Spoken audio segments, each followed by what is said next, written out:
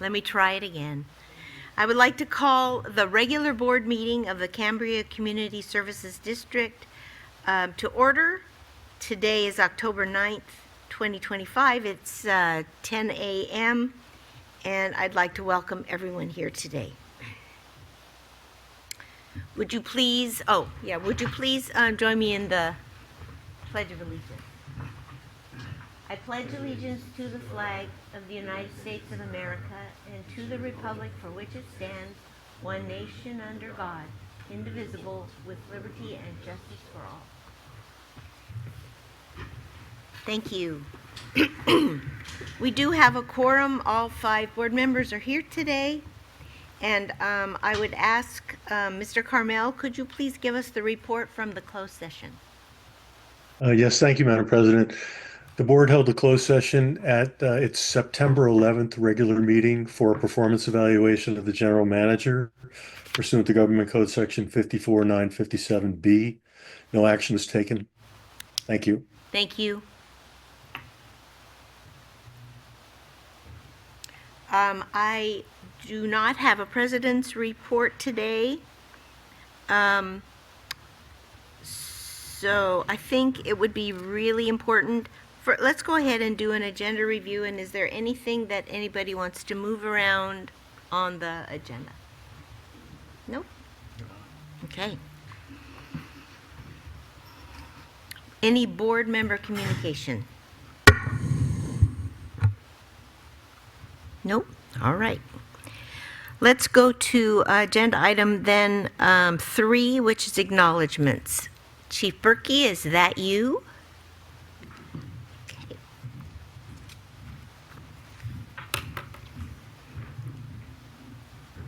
Thank you, Madam President. Good morning, members of the board, staff, and members of the community. Thank you for joining us today, and I have again the opportunity to honor a dedicated and loyal member of our fire service community this morning. Today we come together to honor the retirement of fire engineer Ryan Maloney, who served our department and community for over 26 years with unwavering commitment. I'd like to have Ryan come up and join me at the podium.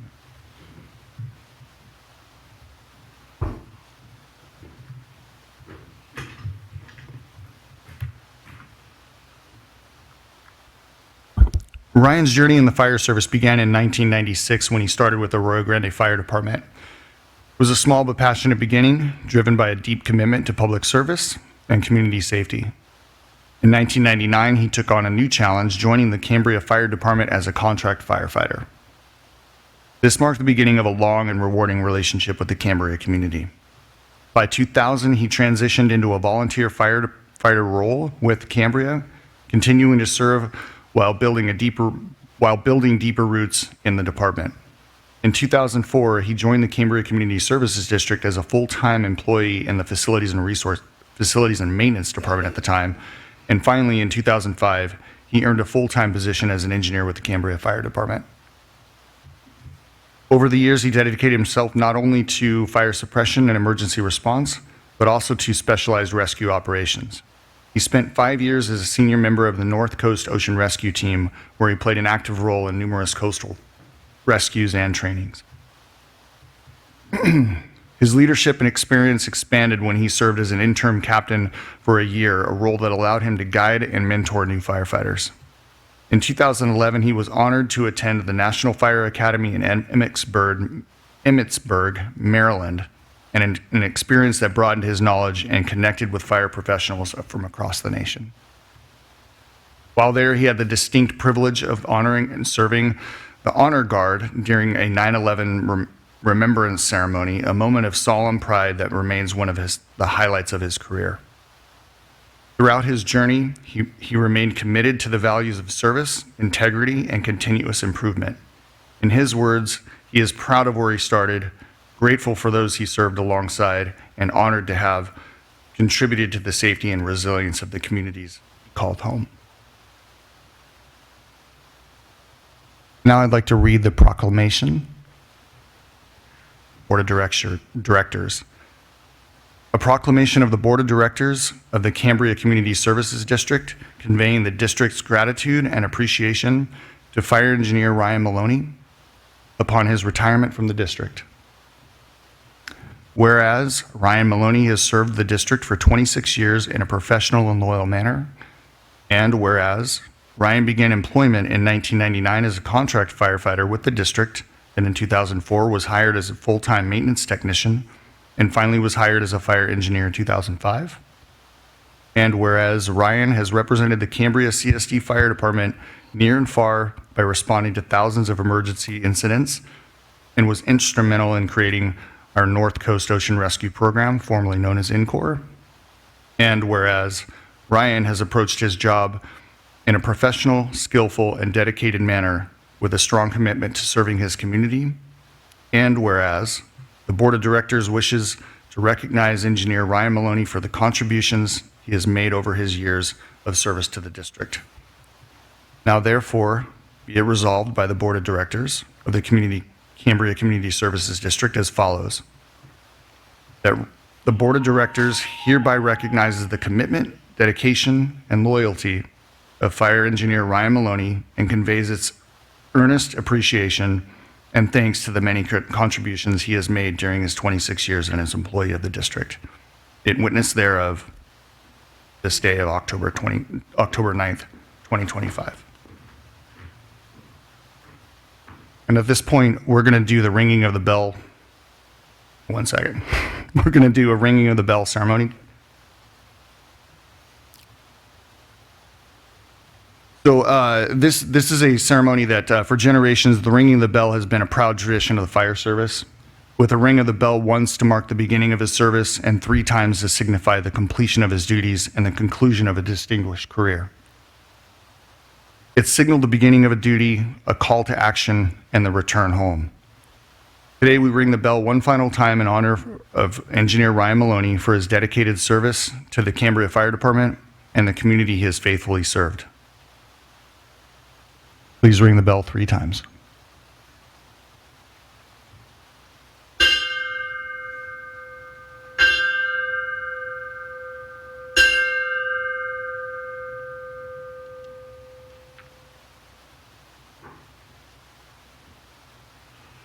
Engineer Maloney, on behalf of the entire fire department and this great community, we'd like to present you with the proclamation and your last helmet, as we thank you for your years of service and commitment to this community.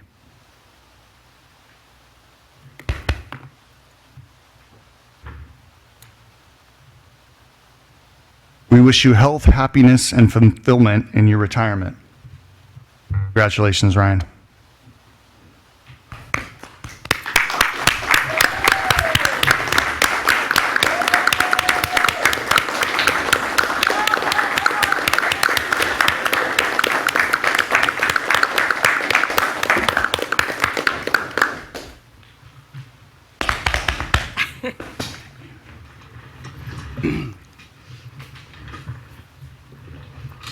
Board of Directors, Matt, I want to thank everybody for allowing me to work here for the past 26 years. It's been a great blessing, both with its struggles and its delights. It has allowed me to have my family and support myself for the 26 years.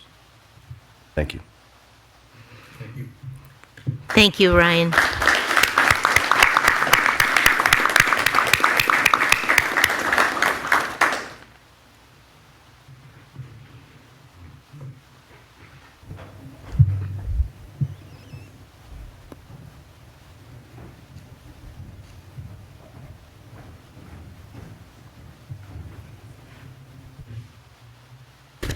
Okay.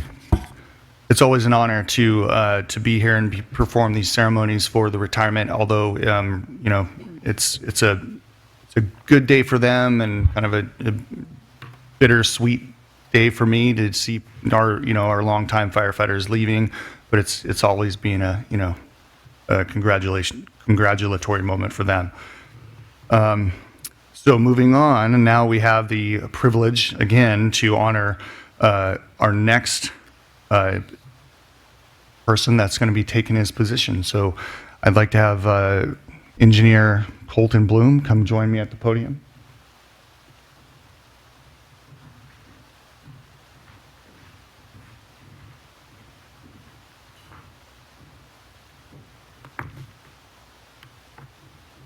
So I'm honored again to have this opportunity to recognize the promotion of firefighter Colton Bloom to the rank of fire engineer with the Cambria Fire Department.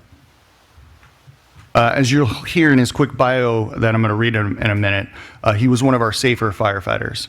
So it's an absolute privilege to be here and to welcome him into a full-time engineer role and continue his career with our great department. I'm super proud of this moment, and I'm super proud of to be able to offer him the position, but also to such a great firefighter who's dedicated a lot of time to our department. So,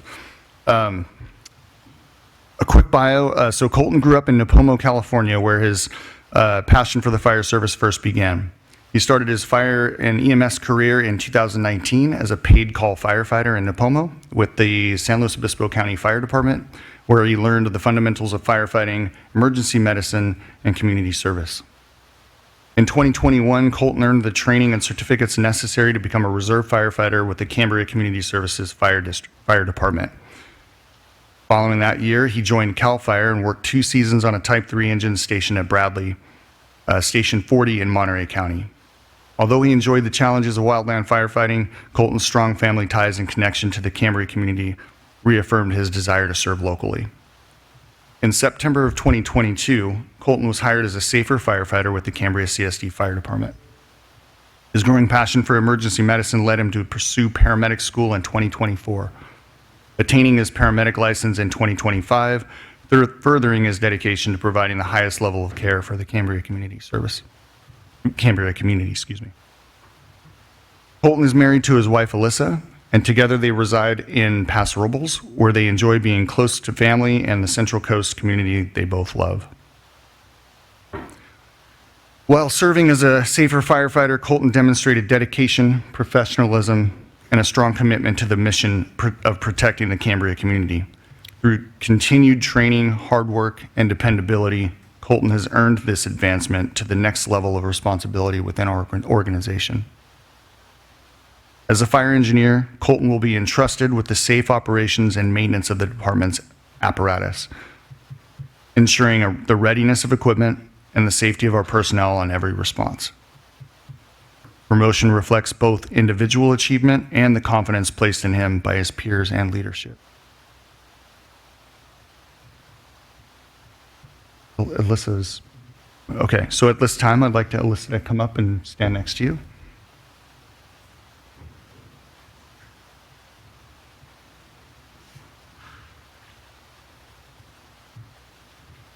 So Alyssa is going to be performing the pinning of the engineer's badge.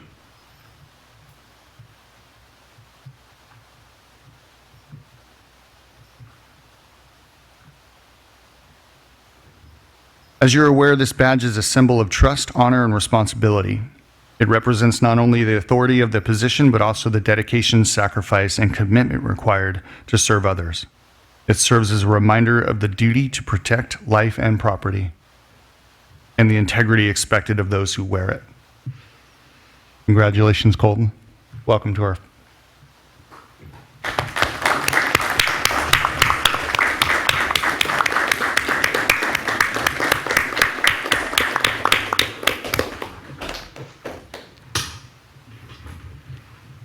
Congratulations, Engineer Bloom.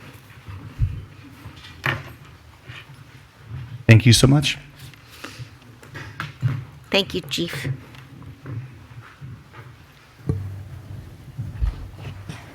We ready to go on to public comment?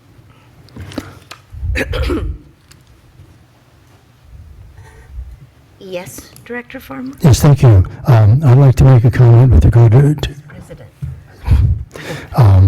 a comment to Ryan. I'm saying Ryan because we've, on more than one occasion, kind of connected and chatted and that type of thing. And I just want to say that he's always been very supportive, of the board, but especially in the conversations we had. Just a really warm-hearted, encouraging kind of guy. And I just want to wish him all the best as his life moves forward, and it's been a pleasure knowing him. Thank you. Thank you, Vice President Farmer. Anyone else? All right. Let's go to public comment then. And our first public comment is from Linda Finley.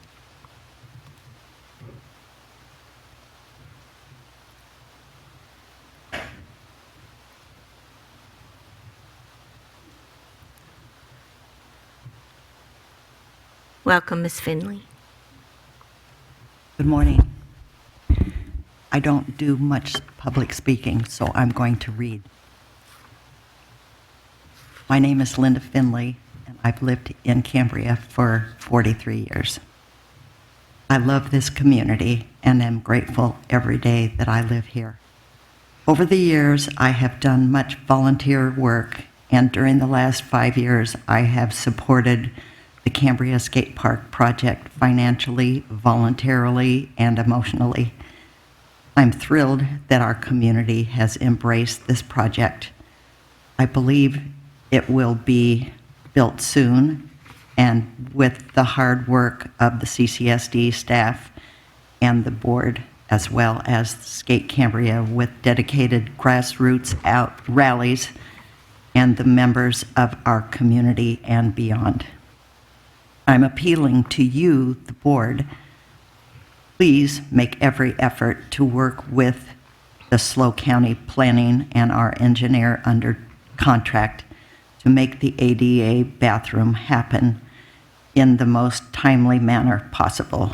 Our kids and kids at heart really want and need this skate park on Main Street. Thank you for your time and consideration. Thank you. Thank you, Ms. Finley.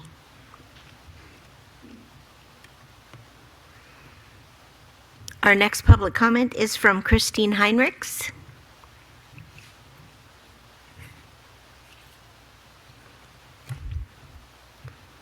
Welcome, Ms. Heinrichs. Good morning. And thank you for letting me speak today. I'm here to ask you to reconsider your decision against discussing and adopting a resolution opposing ICE immigration raids. Let me address your reasons. This is not a sanctuary declaration. It does not mention or relate to law enforcement. Neither of those is included or mentioned in the resolution. It is not partisan politics, as nonpartisan groups such as the State and National League of Women Voters attest. You raise those issues as straw men, language you add and then reject. It is a statement opposing the recent ICE raids by masked thugs that are terrorizing the community. The language of this resolution is based on the California Senate Joint Resolution 9, which was adopted by the State Senate in June. President Scott and Director Dean, you both mentioned that all members of the board have personal opinions about the ICE raids. Those differences of opinion are exactly why the board should take up the subject for public discussion. Placing the resolution on the agenda will air those views and give the public the opportunity to understand what each board member's position is, whether the board decides to adopt the resolution or not. Many other governments at all levels have adopted similar resolutions. If other CSDs have not, this is Cambria's opportunity to be first and lead. Silencing yourselves under the pretext that this will keep Cambria out of ICE's sights is unrealistic. ICE has, of course, noticed that hundreds of Cambrians have demonstrated in the streets. Being silent only shows that Cambria's elected officials decline to support overwhelming community opinion. The board's support, showing Cambria's unified opposition, would be more powerful. Our community is already suffering fear of those violent men acting under color of authority. In San Luis Obispo in September, community members shouted at an ICE vehicle that was circling the courthouse, where 2 people had previously been arrested, and the vehicle retreated rather than face opposition. The safest thing the CSD can do is stand in solidarity with all those Cambrians who are already speaking out and acting. Please, do not deliberately choose to be powerless and impotent. Silence does not support community members. Speaking out and taking action does. Every act of moral resistance is an opportunity to exercise the muscles we need to reconstruct democracy. Because every choice is a stand, I offer you again today the opportunity to do the right thing, uphold your oath to the Constitution, and place this resolution on the agenda, discuss it, and adopt it. Thank you. Thank you, Ms. Heinrichs. I would just like to clarify, my opposition is not, was not to whether there should be, that I should be here or raids or what. The opposition that I have is that the resolution is outside of the jurisdiction of the Cambria Community Services District. And so I want to clarify because I think you misquoted me. Thank you. You did take an oath to support the Constitution, so it's not outside your responsibility. Thank you. Yeah, you and I can disagree. Thank you.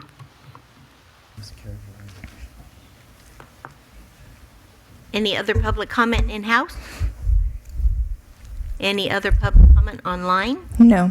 Okay, thank you. All right. Let's go then to public safety. Is the sheriff here? Yes, ma'am. Commander Boss here. There you are, Commander Abbas. Thank you. Of course. Looking at our call statistics for the month of September, we had a total of 257 calls for service, which is exactly the same as we had last year during the same time frame. Of note were 15 enforcement stops, 14 preventative patrol activities, and 12 suspicious circumstances calls for service. Don't really have anything to add other than to say that in the next month or so, the Sheriff's Office in partnership with CAL FIRE will be opening a new public safety communications center in Templeton. It's going to greatly enhance our public safety communications capacity in that facility will be able to accommodate several additional workstations, which will potentially allow us to increase our public safety communication staffing. So it's exciting news for the Sheriff's Office. Just wanted to highlight that and stay tuned for more. And you can refer to our social media pages as additional grand opening photos and additional information will be coming out shortly regarding that new center. So that's all I have unless anybody else has anything for me. Thank you, Commander Abbas. Does the board have any questions for the commander? Nope. Is there any public comment for this report? In-house, online? No. Okay, thank you. Thank you. Okay, California Highway Patrol? Okay. And let's go then to our CCSD Fire Chief report. Okay. Oh, and I'll wait till he comes in.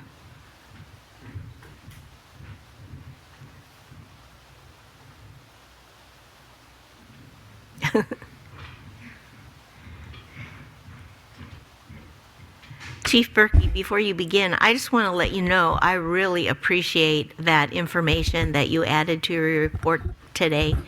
I think it's great that it's a public document available to everyone online, and I appreciate that. Are you referring to the more detailed report? Yes, thank you. Yeah, and that I want to make that clear too. Yeah, there's always versus what I speak at the podium. There's more available always online.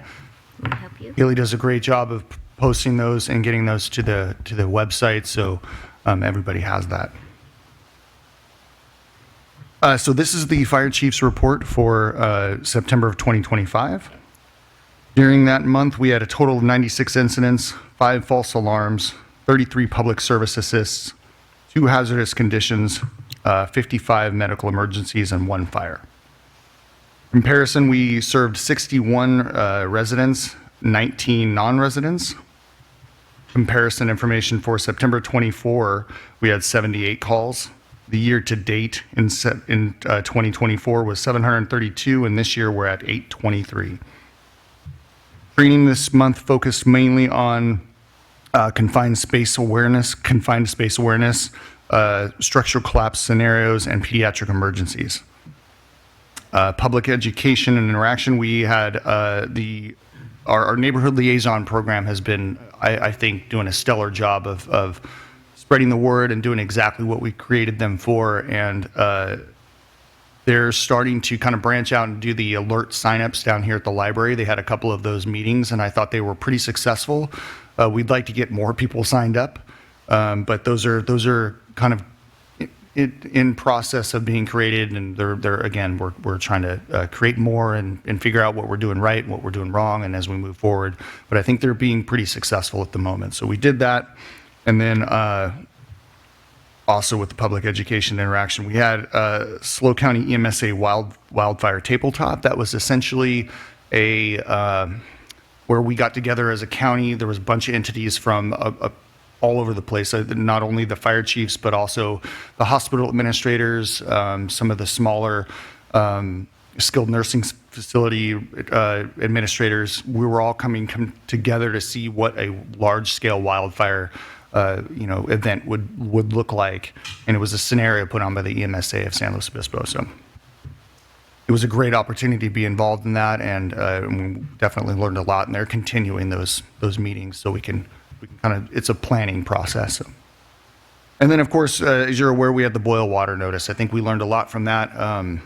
The signing up for the alerts is something that we really need to make sure that our community is taking charge in doing and going on. And if there are any issues with technology or whatever it is, please come down to the fire station. We're more than happy to help you. We'll do as many as we can, and if there's any issues with that, we'll come out to you. Call us, and we'll come out to your house, and we'll help you sign up for those alerts.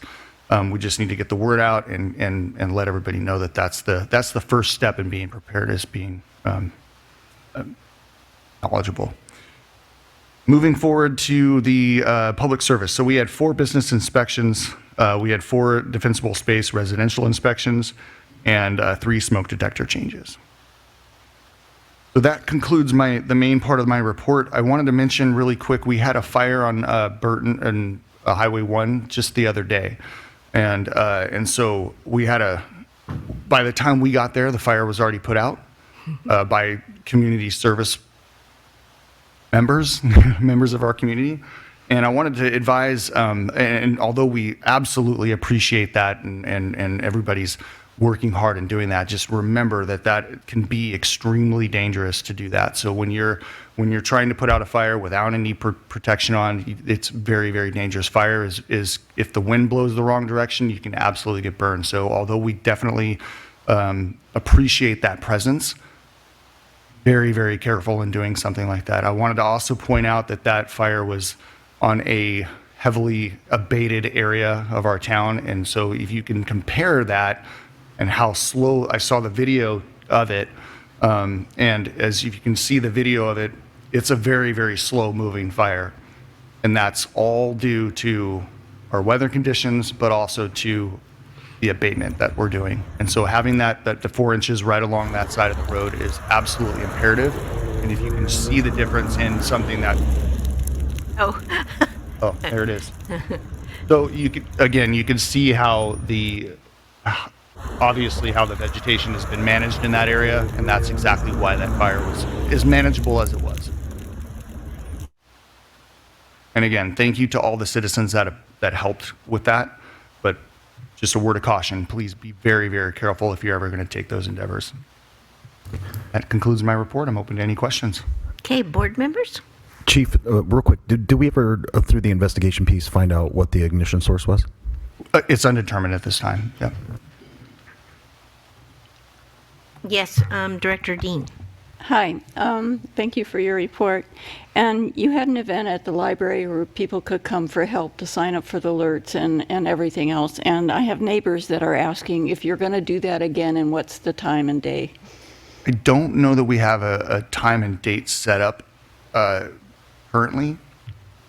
I think all of those have passed, but they're in the process of making more dates. So they'll be announced for sure on our website and then also is all of our social media platforms. But I don't have those dates currently. Okay, thank you.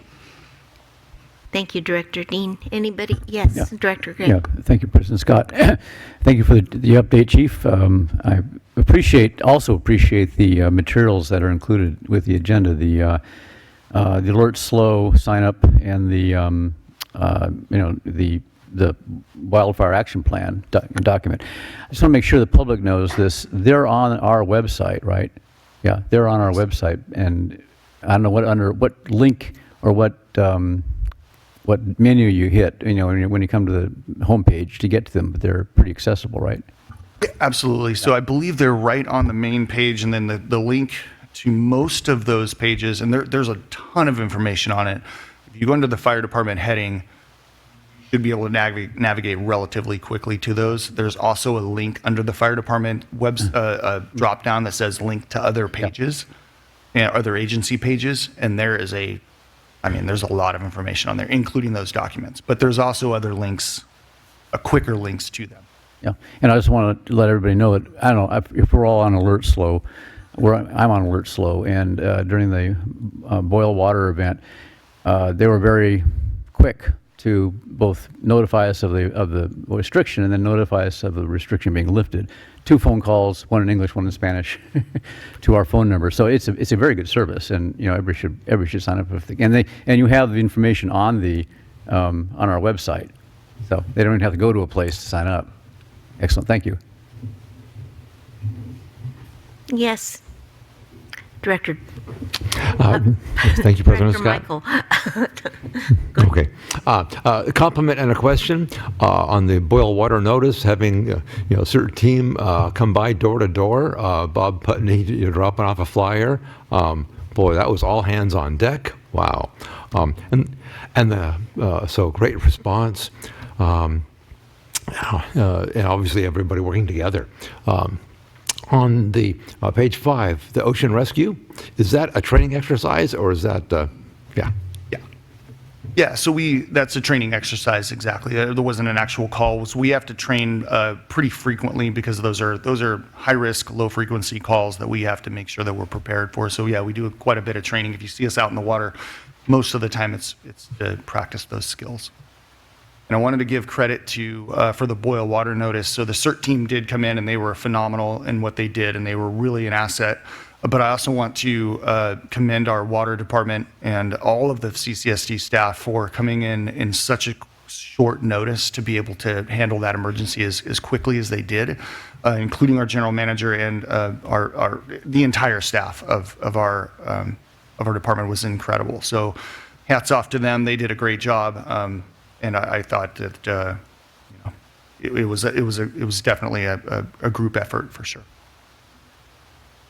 Chief, and this is not an advertisement for Netflix, but if any of you have had the chance to watch the Paradise document, please watch that.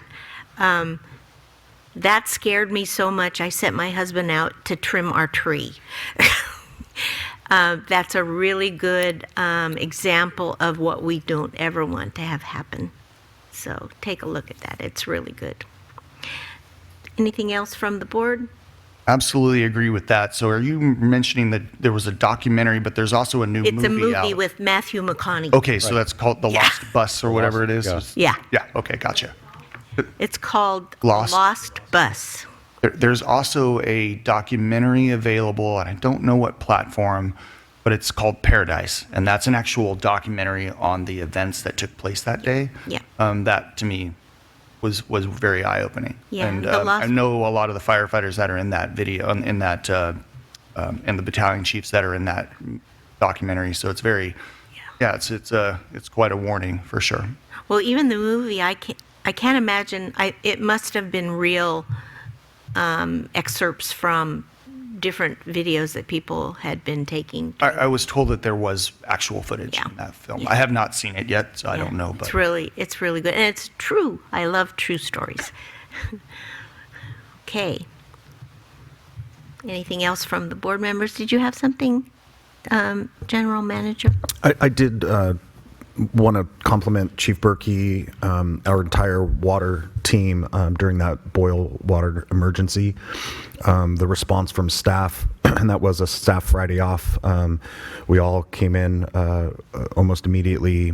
The chief was already here doing, was the surf rescue training Yes. Yeah. that day.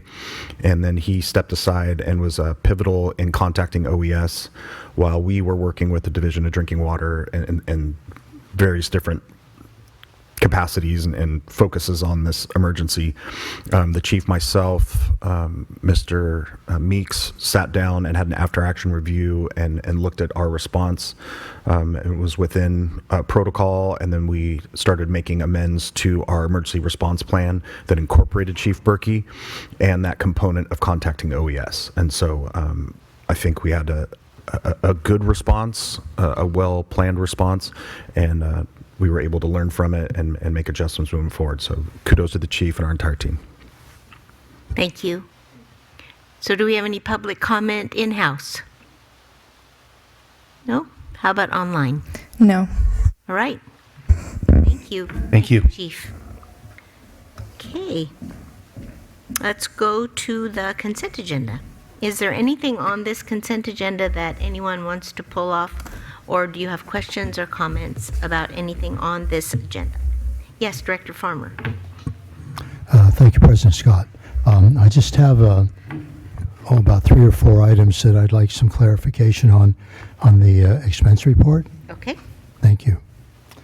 So first on page 37, under Advantage Technical Services, just under $12,000 with regard to upgrading project wastewater inspection of the projects there. So I'm assuming this has something to do with the emergency, all the work that's being done at the wastewater plant.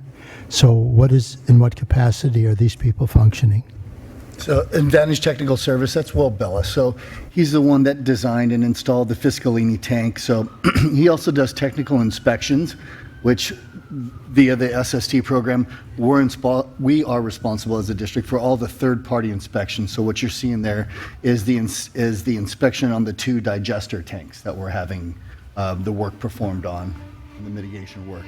So that's just for technical inspections via the SST program. But yeah, specifically the north and south digester tanks. Okay, thank you. On page 39, under Burt Industrials, so there's 3 items there.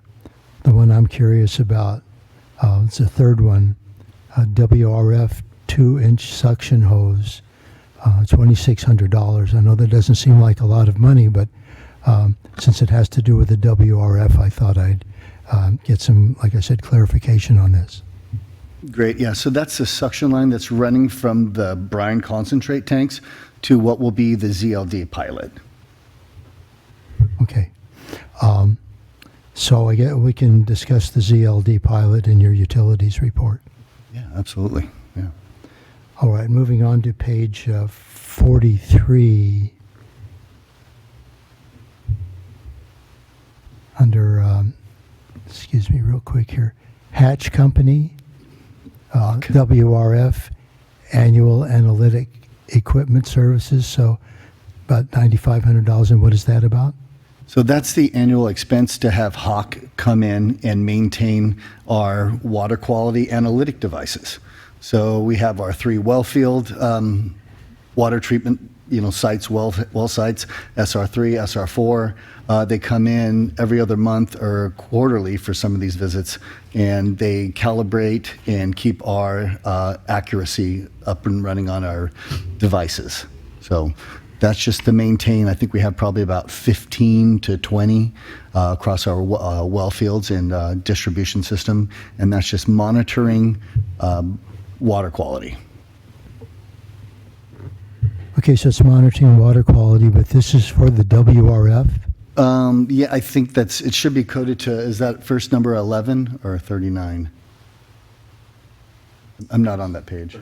It's 39. Okay, so that would have been the WRF then. The WRF has, I think, 9 Hawk units for that. So that would have been the calibration for those devices for this pilot run.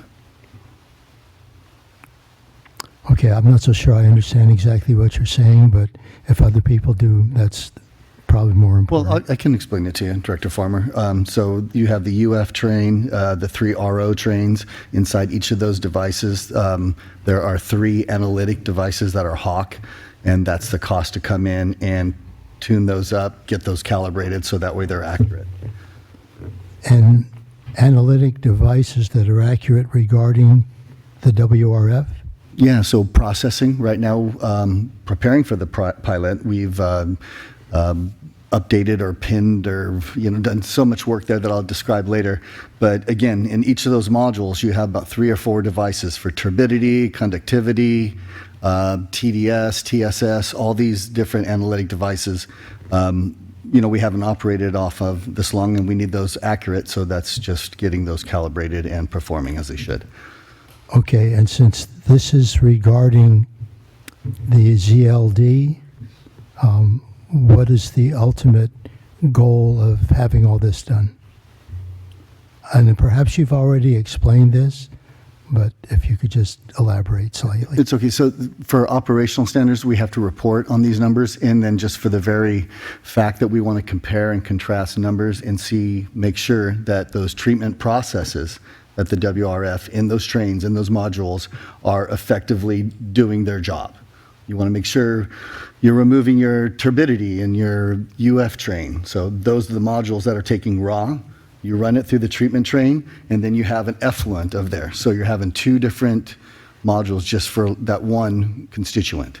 And like I said, we have many of these in each of these trains, and it's just verifying the efficacy of the treatment process. These are just devices telling you what your water quality is at or what your constituent removal is at. So the fact that the WRF isn't operating, we still have to do this? I mean, to verify an accurate pilot, yeah. Absolutely. To verify the pilot project. Yeah. So Vice President Farmer, could I ask that question in a different way? Because I had questions about that too. Be my guest, President Scott. Okay. So this says annual analytic equipment service. So that is it done more than annually? And when was the last time we did it? It's probably been over 4 years since we've had them gone over. Okay. So yeah, so there's some repair Okay. in this as well, but Okay. yeah, so it's calibration and repair. Okay. So it's for our not- water system, though, like I spoke to earlier, I misspoke, I mischaracterized for this budget line item. We do those yearly Okay. for our water and our treatment, our distribution system, Okay. yes. So if it says annual analytic equipment service, this is specifically for the ZLD. Well, it's for the treatment process now, so if we went on to process, these analytic devices would be, accurate. Okay. But yeah, the tune-up was in preparation for the ZLD pilot. yeah. Okay. So we wouldn't have done it if, Under normal operation, no. For just our annual pilot runs, yeah, we wouldn't have spent Okay. that on the Thank you. analytics. And just to jump in and ask Mr. Green a question, however, if we were fully permitted and had to operate that, would we have a more consistent annual service of those? Absolutely, you'd see that line item every year. thank you. Thank you for clarifying that. All right, I have 2 more items, if you don't mind. Nope. So on page 46, municipal group up there at the top of the page, under their 2 items with regard to recruitment background checks, $4,200 for, there's 2 of them at $4,200 each. I don't know, it seems like a lot of money to me, so I no doubt there's a reasonable reason for doing that. So if you could just elaborate on that, please. Absolutely, Vice President Farmer.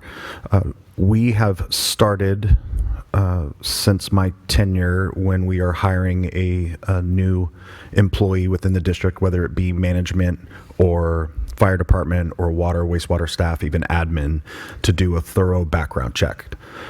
In the past, we have done in-house background checks that had a limited scope, and I think given the district's history with different employee matters and legal costs associated with those matters, we have decided to do a more thorough background check on those employees, and it's staff's belief, and including mine, that that is a worthwhile cost to ensure that we are not hiring any employees that may have a less than favorable employment history. Okay, I can certainly understand that. I guess it's just the amount of $4,200 each, but I guess the cost of everything goes up these days, right? And better to be safe than sorry. No, you're absolutely correct. And while it's a high cost, our hope is that when we find the right employee, they stay with us for quite a while, so we see less of these types of background checks because our staff are being retained. So could I just ask another question about the same charge? How many background checks do you get for $4,200? Just one. One. That's what we're talking. That's why I'm asking. Yeah, This is $4,200 for each. Yeah. You know, for two of them. Yeah.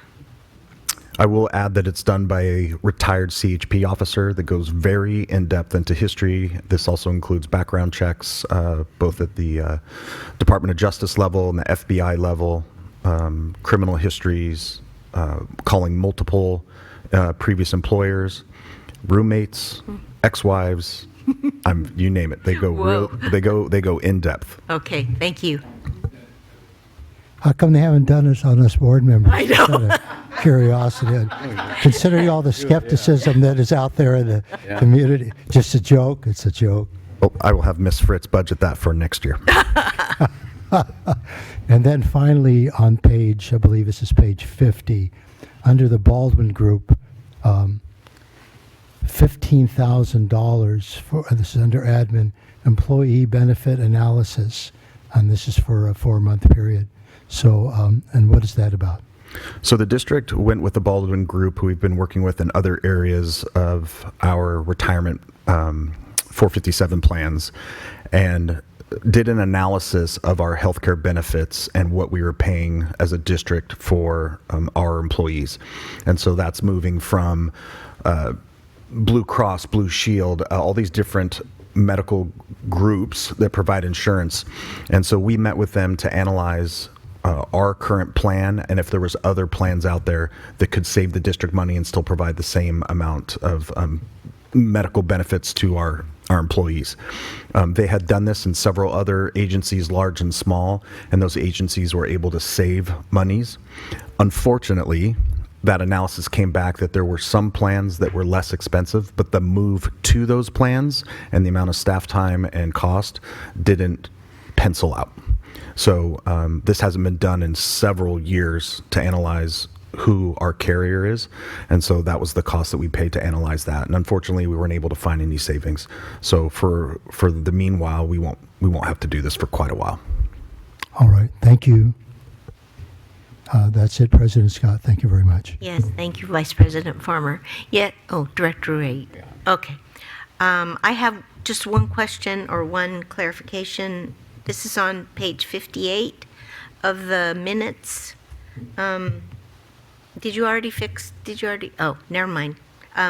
Yeah, we just needed to change, right at the end of that page, I didn't report what it says. I probably wasn't clear, and that's why it was written this way, but the FFRP board did not tour the Fiscally New Ranch, just our ad hoc.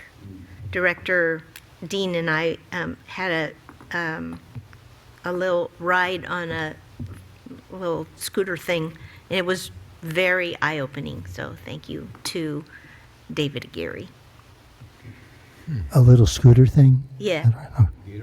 Well, I don't know what it's called. A gator? Oh, okay. It was great. Scared us a little bit. Yes, yes, Director Thomas. Thank you, President Scott. I'd like to pull item 6D from the consent agenda. Okay. And I also have several compliments and questions on the expenditure report.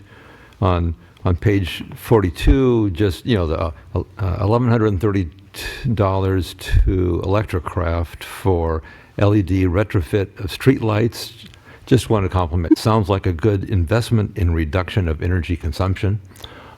So kudos for that. On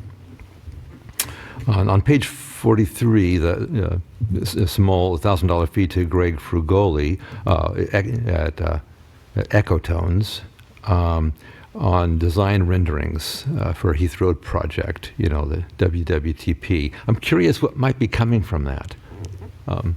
Any We'll just kind of spruce up the exterior of the plant from that Windsor view towards the wastewater plant. We've had so much impacts as far as noise and traffic going on at the plant. Obviously for the SST, we're almost through that process. This is going to be something that we'll do kind of after the fact to make it look more attractive and less kind of desolate and commercial. Industrial there, so we'll put some native, some drought tolerance in there, and there's been some trees removed in the recent years or so that were diseased or dying, so we'll kind of use that to cover up that area and give it a better view shed as you drive by there. It's a very frequented area right there on Windsor in passing by Heath. So there's also some drainage or grading slope that we need to kind of readjust since we repaved the Heath Lane Road there too. So that'll be all incorporated into that. But just kind of a view shed improvement and then some grading issues that we want to mitigate before the wet season. Awesome, thank you. Thank you. And on page 46, the perennial capital, just one. Point out, it appears that what we spent this year was significantly less than last year, and that is a really good sign. That's on weed abatement. Just want to be sure we didn't miss that because it's going in the right direction. Thank you. Yeah, thank you, Director Thomas. We had less failed parcels and lots this year, and so perennial had less work, which is, I guess, bad for them and good for us. And then those fees are typically recovered on the tax roll if they don't pay the bill that is sent to them. And those bills have rolled out recently in this month, and we have a heavy influx of calls regarding those. But we're happy with the less unhappy campers. Yeah, still unhappy, but less unhappy campers. So, yeah. Yes, Director Dean. If I can add to Utility Manager Green's discussion on the landscaping, there's going to be a presentation of what is being proposed at the R&I meeting on Tuesday. Yes, Director. You keep turning your light on. Yeah, I just a quick question. It's actually more for the general manager report, but the calls we're getting now about the charges that show up on the tax bill, those are from the previous year, right? that is correct. Not from this year. We should have fewer of those problem calls, as it were, next year. Yes, I should clarify. We've had a steady decrease in the amount of failed parcels to include last year and even less this year, I believe. And so these are calls from the bills. Right, correct.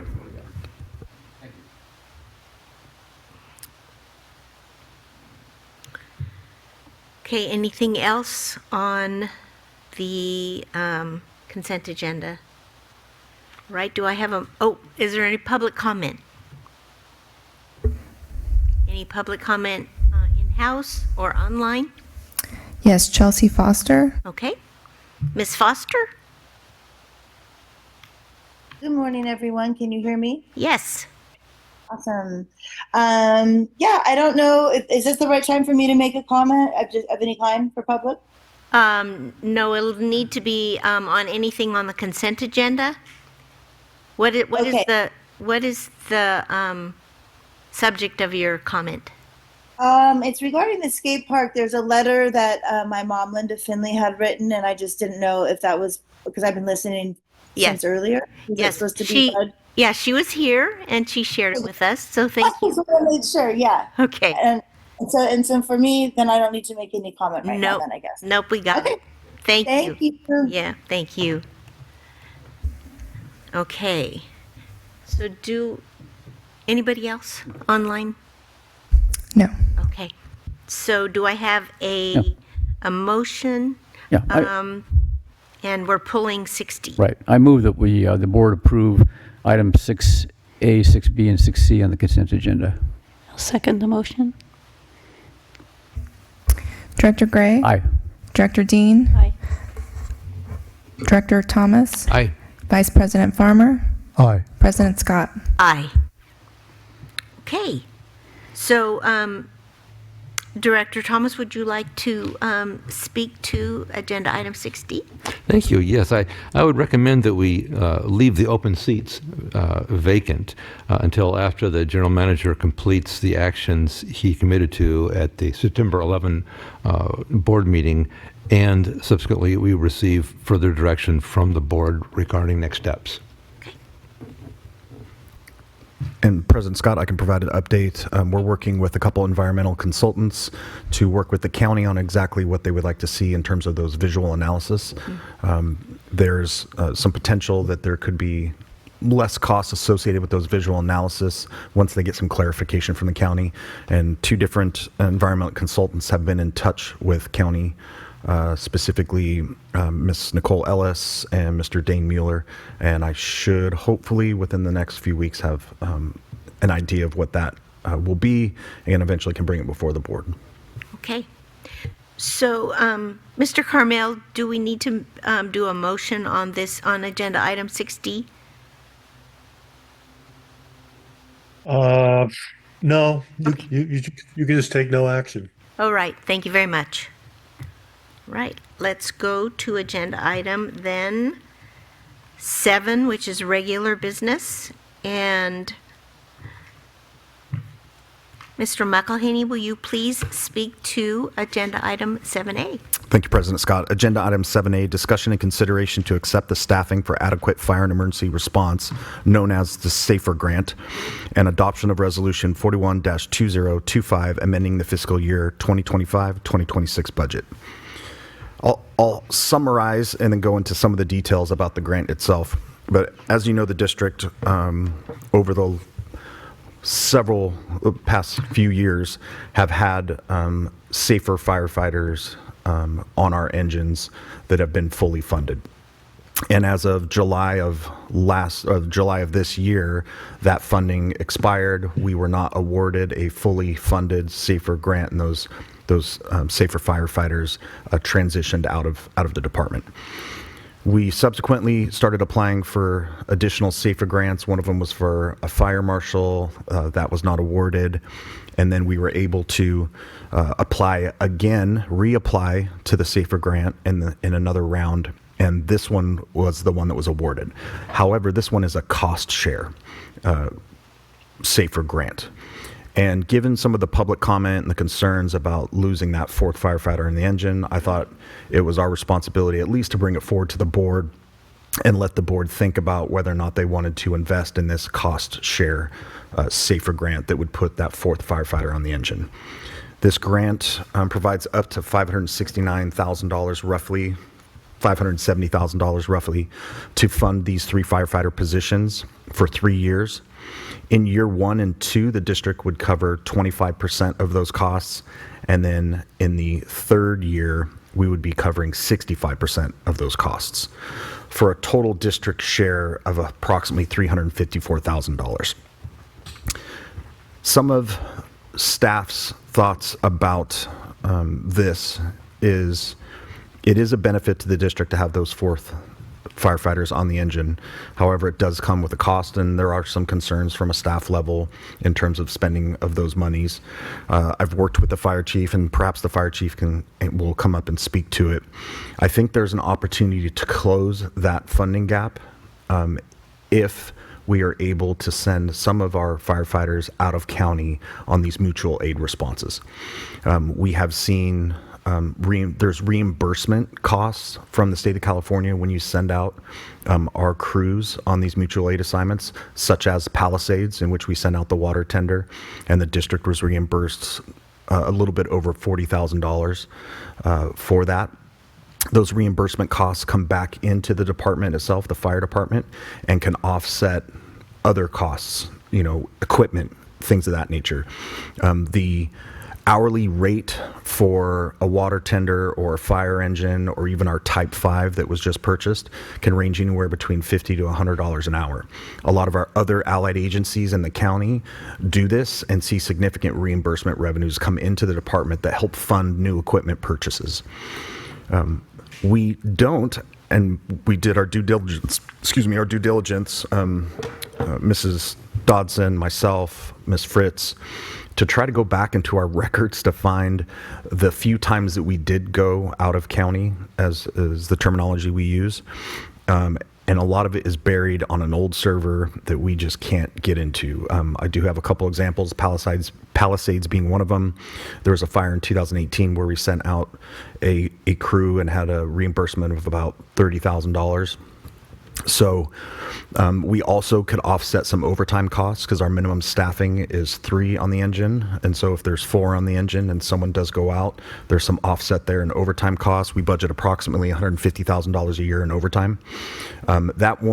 These fourth firefighters will not totally offset overtime costs because there's mandatory fill positions such as paramedics and or fire captain or an engineer, and if we don't have someone qualified to step up in those roles, then there is overtime. But our hope is in some way, shape, or form to close some of this financial commitment over the next 3 years through these out-of-county assignments and through lessening overtime costs. However, there is a risk. There is a risk that if we weren't able to go out of county, there isn't that much saving in overtime costs, that the district would be spending a total commitment of about $354,000. So as staff, I thought it would be best to bring this option forward to you, gauge the board's risk tolerance in regards to that type of an expenditure with full disclosure. And with that, I'm open to questions as well as the fire chief.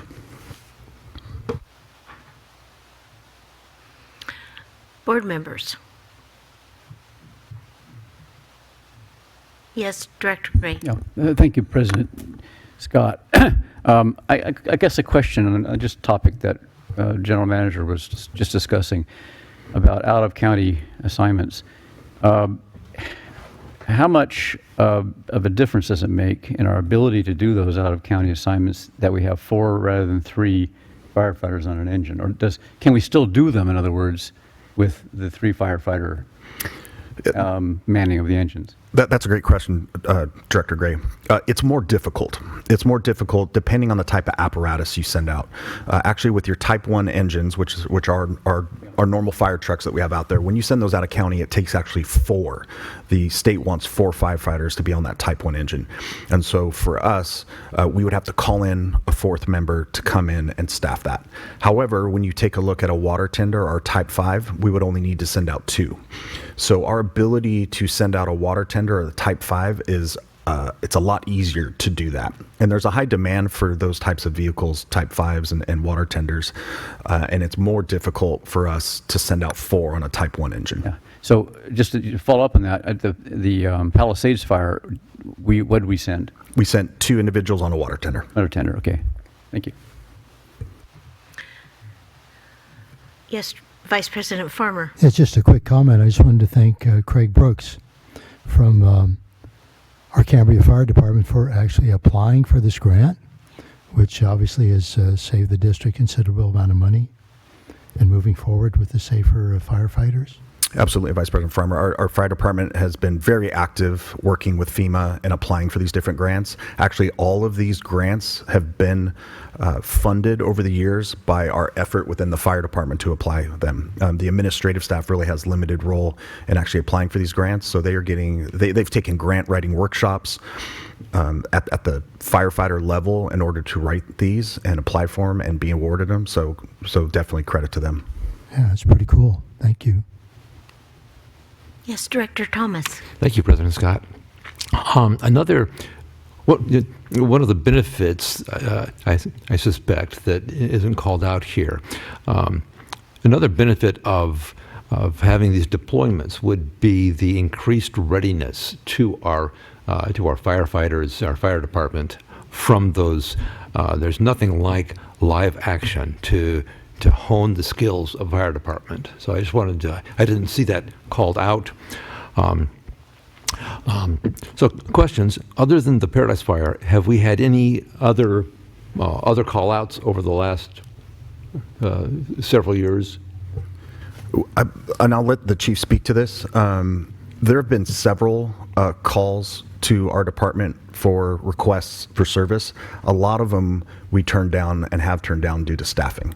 I don't have that list. Again, we're trying to work through some of our reporting system and recording system on when those requests come in. A lot of times those are basically a phone call from dispatch saying we have an immediate need strike team that needs to go north or south, and are you available? And then based on staffing at the fire department level, they'll say yes or no. I unfortunately don't have a list, and I don't know if the chief can speak to any of that. Chief Berkey, would you like to come up to the podium, please?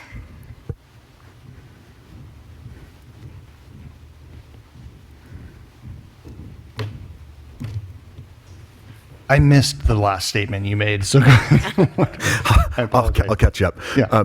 Request-wise, Director Thomas was asking about how many times over the last few years have there been requests for mutual aid? There's been several, and we were working on trying to get that information from the EC, from our dispatch center, and they weren't able to get it to me in time, but they may have, any time that during fire season, quote unquote, we get called out, I would say, if not daily, weekly. We get at least a request for the water tender type 1, and now we have that type 5. It comes very, very frequently. That's not only out of county, but in county as well. So if we have any fires rolling in our immediate area, we get called to those pretty frequently. Again, I don't have the actual data to back that up, but it's in the works. Thanks. That's useful. I have another question, but yeah, that's very insightful. And the exact number, fine. Because I understand these calls come in and they would want an answer now. So, also, how many fires have we had, looking back from your understanding, where having 2 in, 2 out would enable a team to go in? Because so far we've been talking about bringing funding in, but to what extent would this help us here? I understand it's rare, but can you speak to that? So every structure fire that we have, that's a requirement. So every time that we show up to a structure fire where we have to make an interior attack, whether there's a rescue or not, we have to have those 2 outside. I don't, again, have the exact numbers of the fires that we've ran over the last however many years, but I can tell you on every single fire that I've ran in my career, not only with Cambria, that's a requirement that you have to have. You cannot enter that building until you have those 2 out. And so that's an important aspect of this safer grant. It's going to allow us to do that. Right now, we get lucky, more or less, because we have another agency in town, and they aren't, just frankly speaking, they're not always here, and they're not always available for our immediate response in Cambria like our department is. And so that becomes very difficult to work around, especially when you have 3 on the fire engine. Because if we did show up and it was a rescue, then we're kind of stuck. We can do that. We're going to go in and you can sometimes kind of break the code more or less because it's a life threat. But if we're going in to mitigate the fire, that's, like I said, that's an absolute necessity. And Director Thomas, I'll follow up, and the chief can correct me if I'm wrong. I would say we average maybe 1 structure fire a year-ish. There's other components to it when we talk about vegetation fires. That 4th firefighter, outside of the structure fire emergencies, when we talk about vegetation fires, the ability to have the 4th on the engine would allow us to be a bit more aggressive on hooking a vegetation fire, progressive hose lays, things of that nature. So there's some benefit there. But structure fires are, especially with today's construction and some of the home hardening that we're seeing less structure fires, and I think that's generally around. That's across the nation, or across the world even. That's sorry to interrupt. So that's absolutely correct, and so that is a tribute to how much fire prevention efforts that the service has been doing.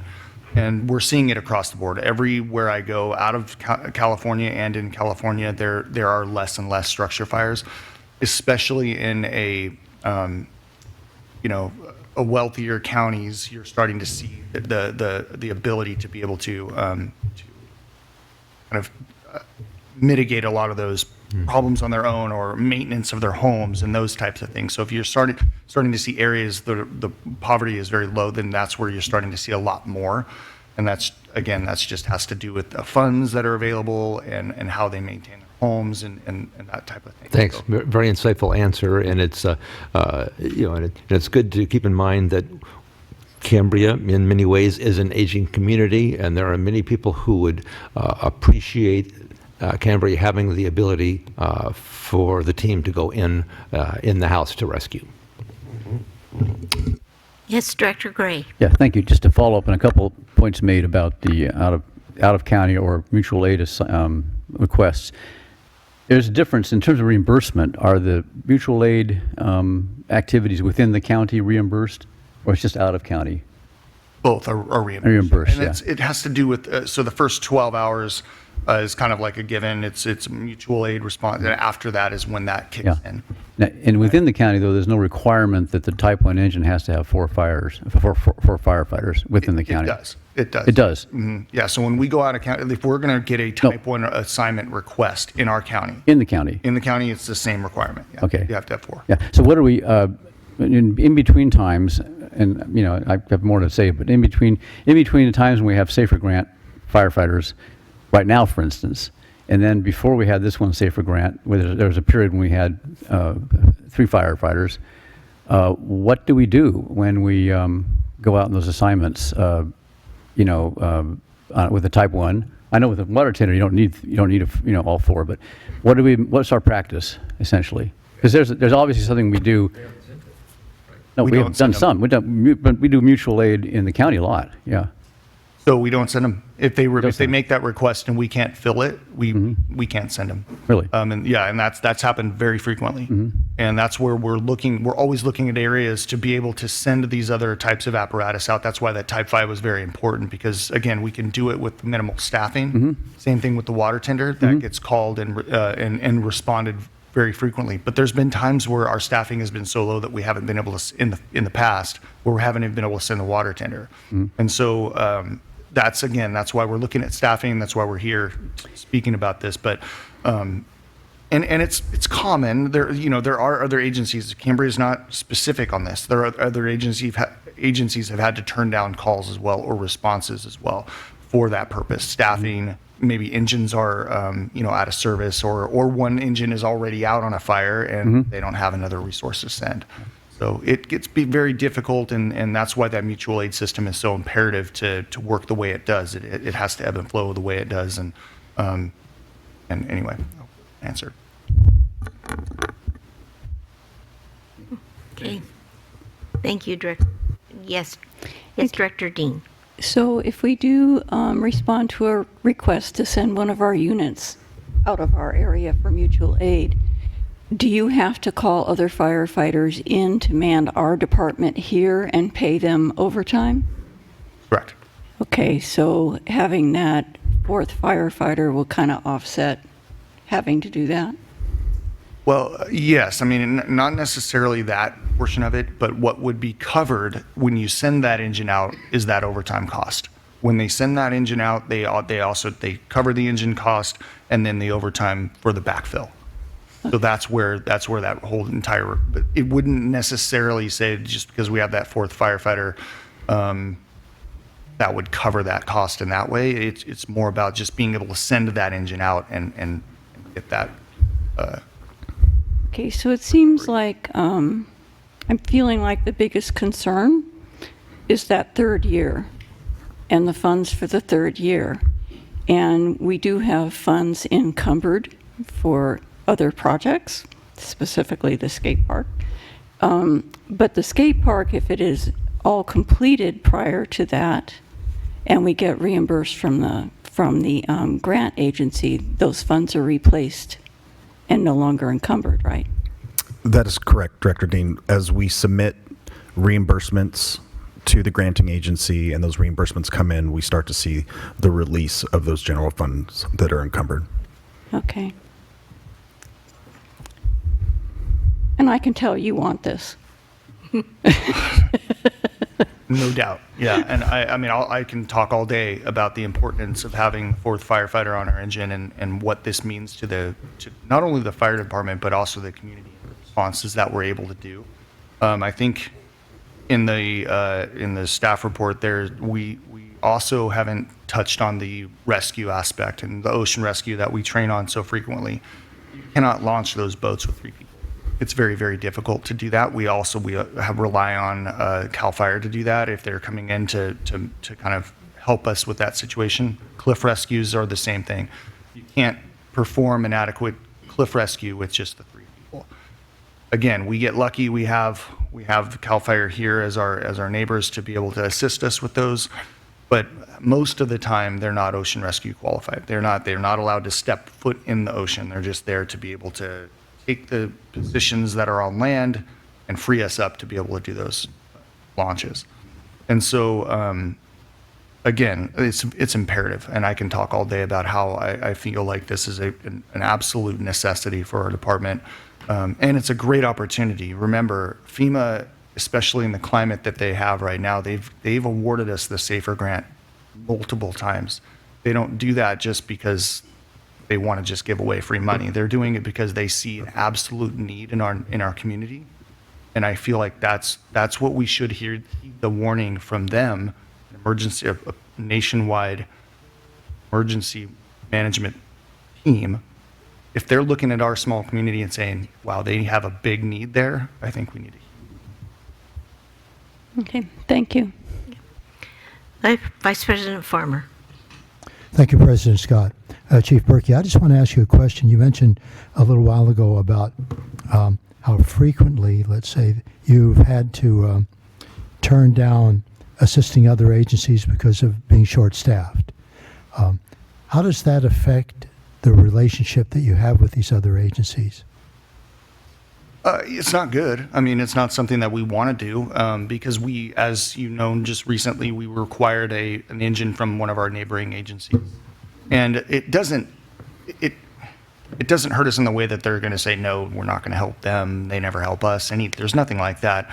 It is just it's a mutual aid system, plain and simple. So if we're helping them, they help us. That's the way it's supposed to work.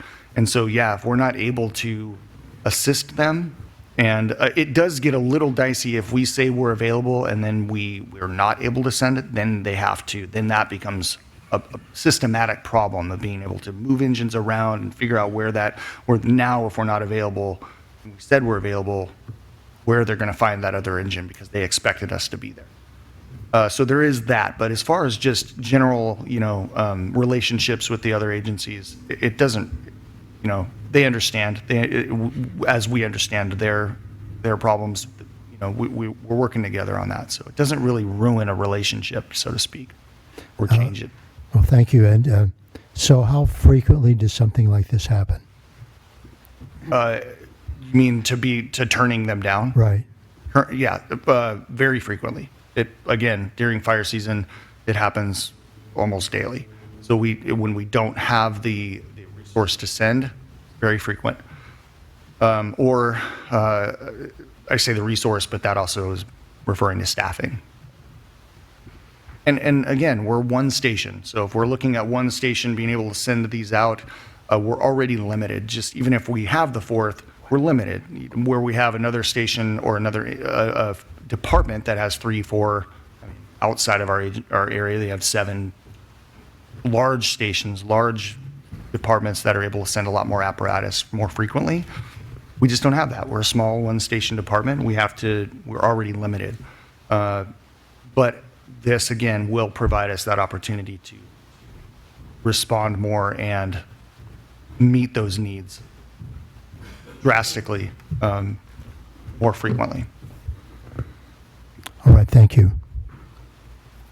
I do have a couple questions. So the total amount being $354,308. What is the amount for the first, second, and third year? President Scott, let me take a look at the staff report. Okay. 1 second. Yeah, maybe it's there and I didn't see it. I mean, you have where?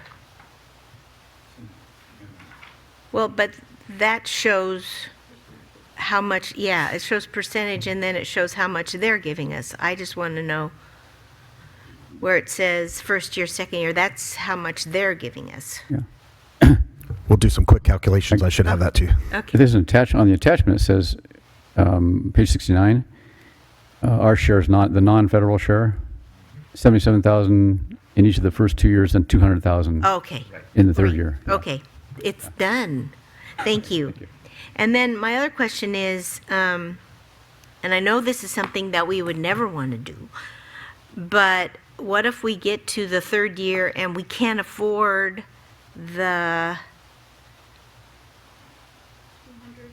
200,000? Yeah. The 200,000. What happens?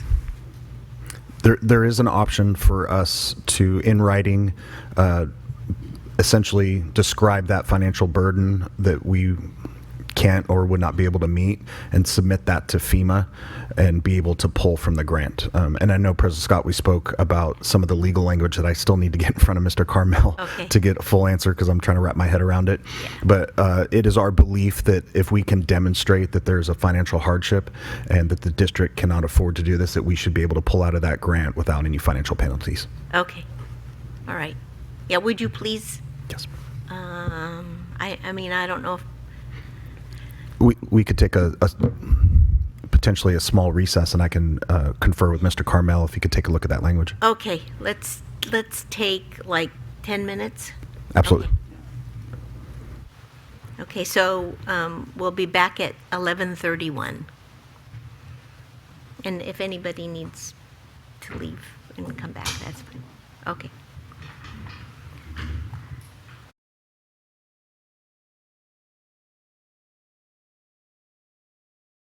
Okay, welcome back. All right, we are back in session. Mr. General Manager. Thank you, President Scott. Mr. Carmel and I met, and I'll let Mr. Carmel give the answer on that, but we are comfortable with the response in that if we needed to pull out from year 3 due to financial constraints, that we would not be responsible for reimbursing years 1 and 2. Okay. But I'll turn it over to Mr. Carmel. Okay. Mr. Carmel. I don't think I could say it any better. Okay. We'll follow up because there may be additional language that we should try to review to make sure it's consistent with the opinion we're giving today. Okay. Thank you very much. Do you have anything else you would like to say, sir? No, just open for questions if Okay. just here for questions. Board members? Yes. Vice President Farmer? So thank you, President Scott. So I'm just curious with regard to what legal counsel just said and the general manager, that if we were not able, if we didn't have the money in the general fund reserves to cover the third year, that we wouldn't have to pay FEMA or Homeland Security back for 1 and 2, but we didn't have the money to cover the third year, what would happen? So, Vice President Farmer, if I hear that correctly. And maybe I misunderstood what's being said here. So I feel comfortable we will always have at least $200,000 in general fund reserves to pay for that. Right. I think it's just the worry that if somehow we had some major emergency and we had to use most of our general fund reserves on that type of emergency, that we would be able to pull out of the grant without having to reimburse years 1 and 2.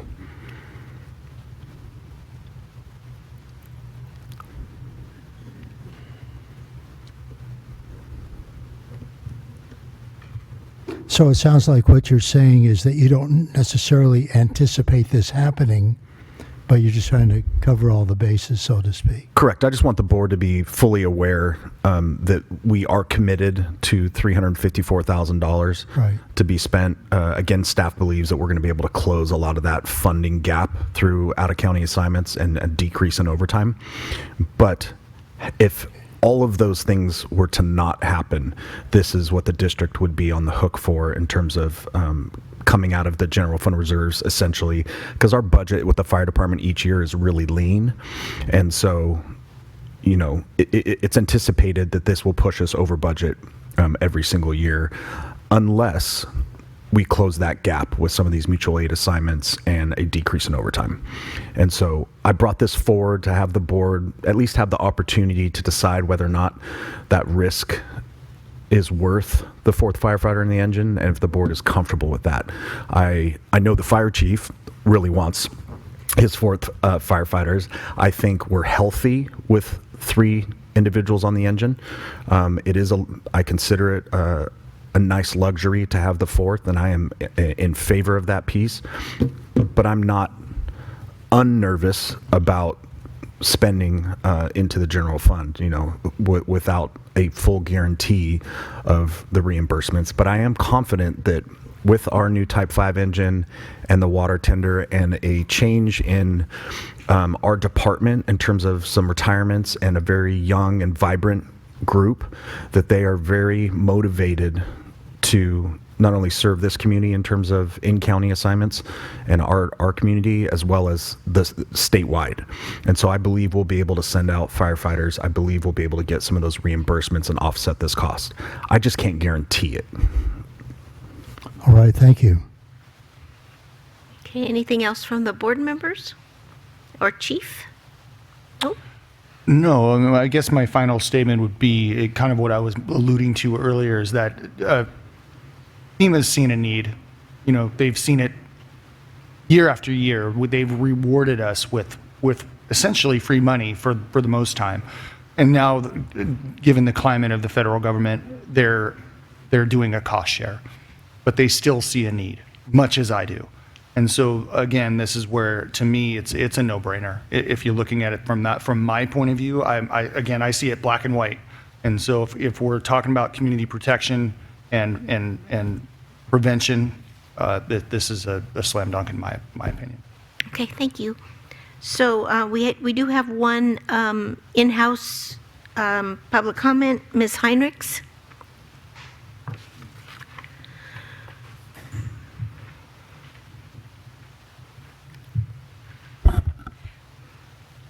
Thank you, and I'd like to especially thank Captain Craig Brooks for finding this and pursuing this and bringing this to the board. It certainly sounds worthwhile, and I'm certain that if we can find $4,200 for background checks, we could probably find money to pay those firefighters. Thank you. Thank you, Ms. Heinrichs. Any other in-house public comment? How about online? No. Okay, thank you. So do I have a motion? Yes, Director Dean. I move we accept the Staffing for Adequate Fire and Emergency Response, the SAFER Grant Award, and adopt Resolution 41-2025, amending the fiscal year 2025-2026 budget. I second the motion. I'd like to have some discussion. Yes, Okay. May I go ahead? yes. Yes. I do want to add some context to this from my perspective on the fire committee and what we've been working with. Because in isolation, this is it sounds simple that we'll be deficit spending. We'll be dipping into reserves over the next 3 years, up to a certain pretty large amount. That itself is probably not my idea of the best practice, because you don't use reserves typically for predictable operational expenses. But the issue I wanted to raise was whether this is truly a priority item at the level which would justify the spending we're going to we're going to be sort of obligated to on this grant. And I speak of the work we've been doing on the committee with the chiefs, participating in it, obviously, and being the source of all of the information, and the general manager, about trying to define priorities for the fire department in preparation for possibly putting a benefit assessment or another kind of revenue raising measure out there to the public to be approved. And back in August, we were discussing we asked the staff to come up with a list of priorities that would be paid for with this benefit assessment, which of course is, we don't know how large it would be, how much money could be raised, but we're just trying to figure out what the priorities of the fire department are from the management perspective. And we got a list which I find interesting in context of what we're saying now. The top priority cited by the chief was sustainable fire department staffing and employee salaries. And this is not staffing in the sense of adding staff, adding the fourth firefighter. The key, as I understood it, the key concern that the chief and management have is that our retention is hampered by the level of pay that we have, especially at the firefighter level. We're not necessarily very competitive, and it is difficult to keep people here with our current pay structure. And that was given as the #1 priority item for this benefit assessment. After that came vegetation management and wildfire risk reduction. And that raises the issue of whether we need staff that's dedicated to enforcing, inspecting, outreach in that area. And that's where the application for the fire marshal was related to that, and the need for a fire marshal.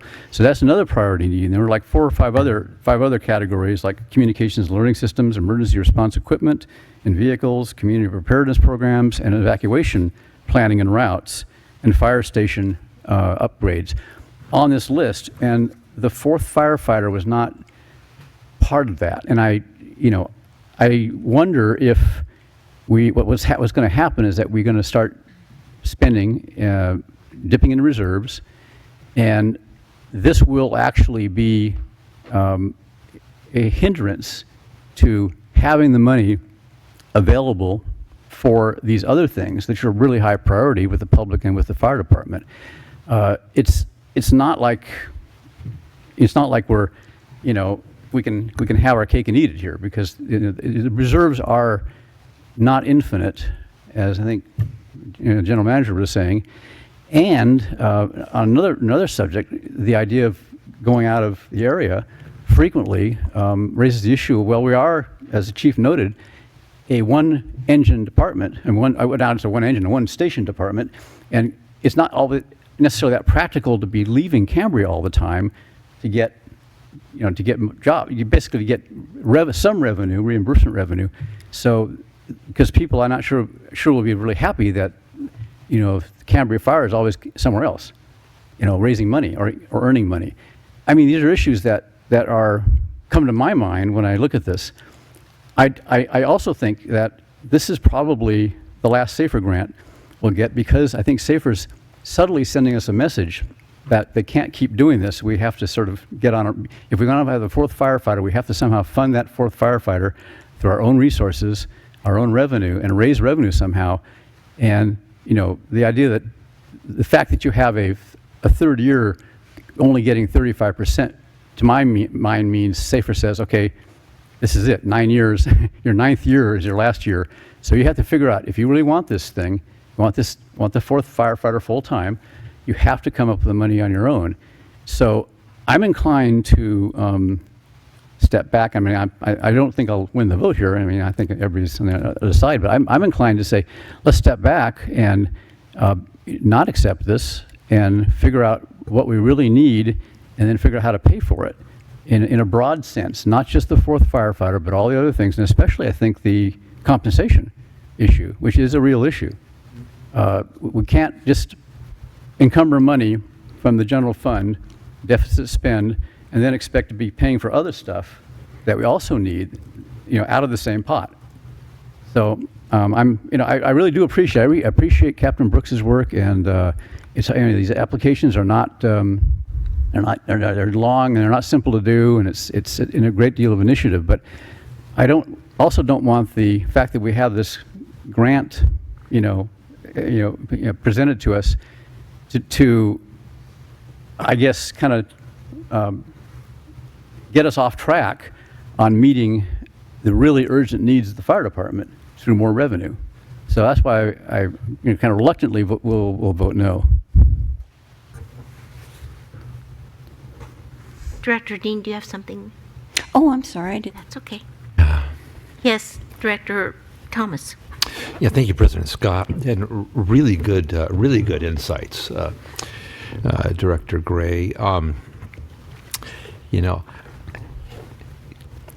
of the things I reflect on is, one thing we heard from Chief Berkey several times is that we've been lucky. We've been lucky, and I don't want to look myself in the mirror and say, yeah, we're asking our chief to keep getting lucky and take chances. That's not the strategy we want. Very good point about the intent is not to run from reserves operational needs. Very good point. On the priorities, I don't know if it's fair. I'd love to hear from the union president. I don't know. I don't want to put Mr. Castellano on the spot, but the comment that that a fourth firefighter never really came up. I'm not sure if that was within the frame. I'd have to understand the frame of how the question was asked. But the assertion that the fourth firefighter is way down on the list of what's important, that absolutely better pay is on the agenda, and high on the needs. Also, I would tend to want to take this. I mean, this is the government over the 3-year term. We're getting 62% of the costs paid for. That is a sweet deal. We have to pay the rest. That's tough. Having the out in the 3rd year, if things get really tough, that would, I think, make it easier for our those very fiscally responsible to accept. But in the efforts that are underway to find some sort of a benefits assessment, I think we run those in parallel with taking this. I don't think it's one or the other. I don't think we turn this money back and then, the time frame, the cycle time to get a benefits assessment through and get that funds, we still need to work that and work it hard. But in my opinion, that's not a reason to turn this back. So I don't know if anyone wanted to comment. This list of fire department priorities, the fact that the list that Director Gray read, that a fourth firefighter was not on the list, are those other 5 things absolutely more important, or was the framing of the question different? I'll answer that question if I may. Seems pretty busy back there. Okay. So the list that we provided and initially started off with the staffing, and that I want to emphasize that.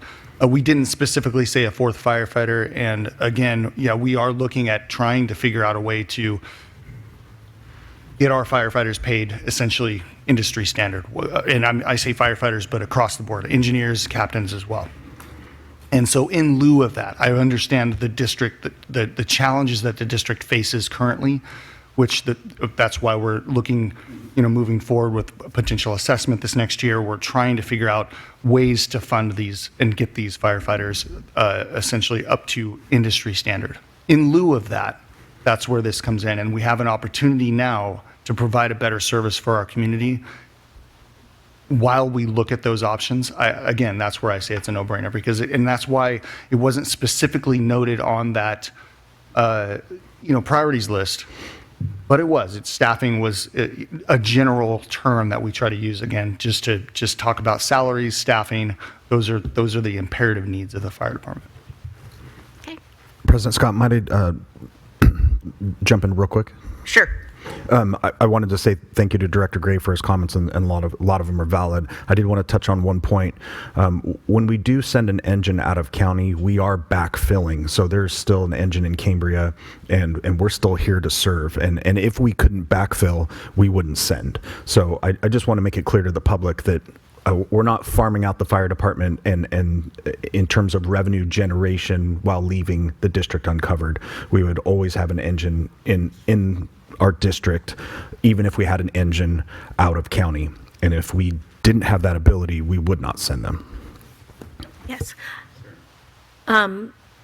So, and this is maybe a weird question, but so the person, let's say you send 2 people with our type, whatever. Yeah, so if they go and they're on overtime, then FEMA pays their overtime. And the people that are back in Cambria, they're not on overtime. So to clarify, it would be the state of California that would pay our engine and all of our crews and all of that associated overtime. And if we had to backfill the fire station, which more than likely would generate overtime because you have individuals that normally wouldn't be on shift now covering that shift, the state of California would also cover that overtime. Okay, great. So it's almost not only a full reimbursement, but you're also getting the equipment reimbursement, which can range anywhere between $50 to $100 an hour. Yeah. And that is around the clock. Okay. Mr. Castellanos, did you want to say something?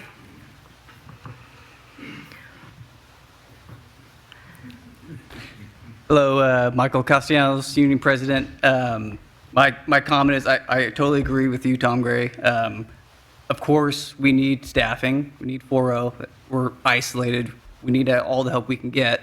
But my priority is, what we have guaranteed, and that's the 3 people on that engine and getting those wages, those comparable, so we don't continue to lose our firefighters. I want to keep as much guarantee as possible. So whether that's keeping or not doing it and focusing on salary so we don't continue to lose our firefighters right now that we're training. Obviously, I'm pro 4O on that engine. That's only going to help this town, this community. But I completely understand and support what you're saying. Again, like we're going through negotiations. It's a difficult time, but we understand there's priorities that the board wants to go towards. And my main thing right now is what's guaranteed, and what's guaranteed is our 3 firefighters that are looking at other departments.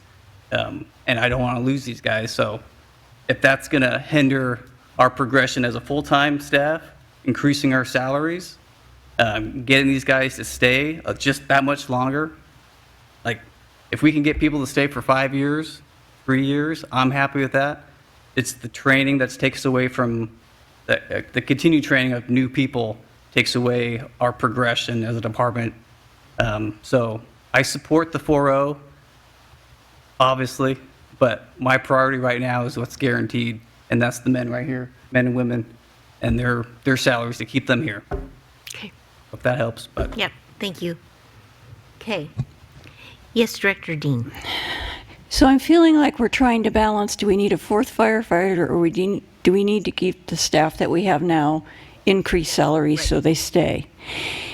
And I know that we have a closed session this afternoon discussing, I think, salaries. Mm-hmm. Can we postpone this item? Is there a deadline to make a decision on this grant?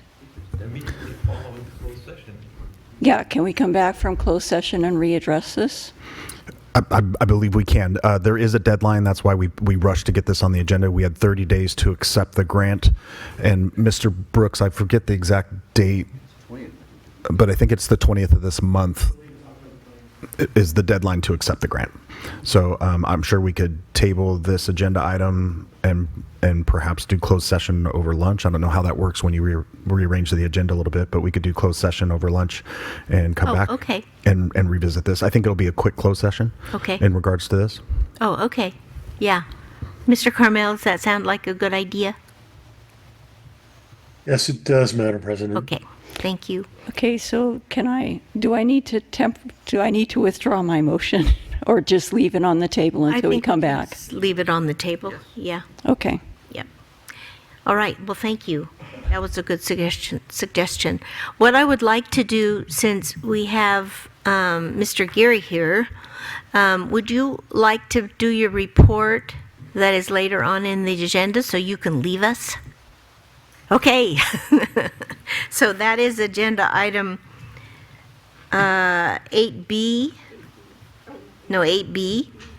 Would you like to come up, please, and do that?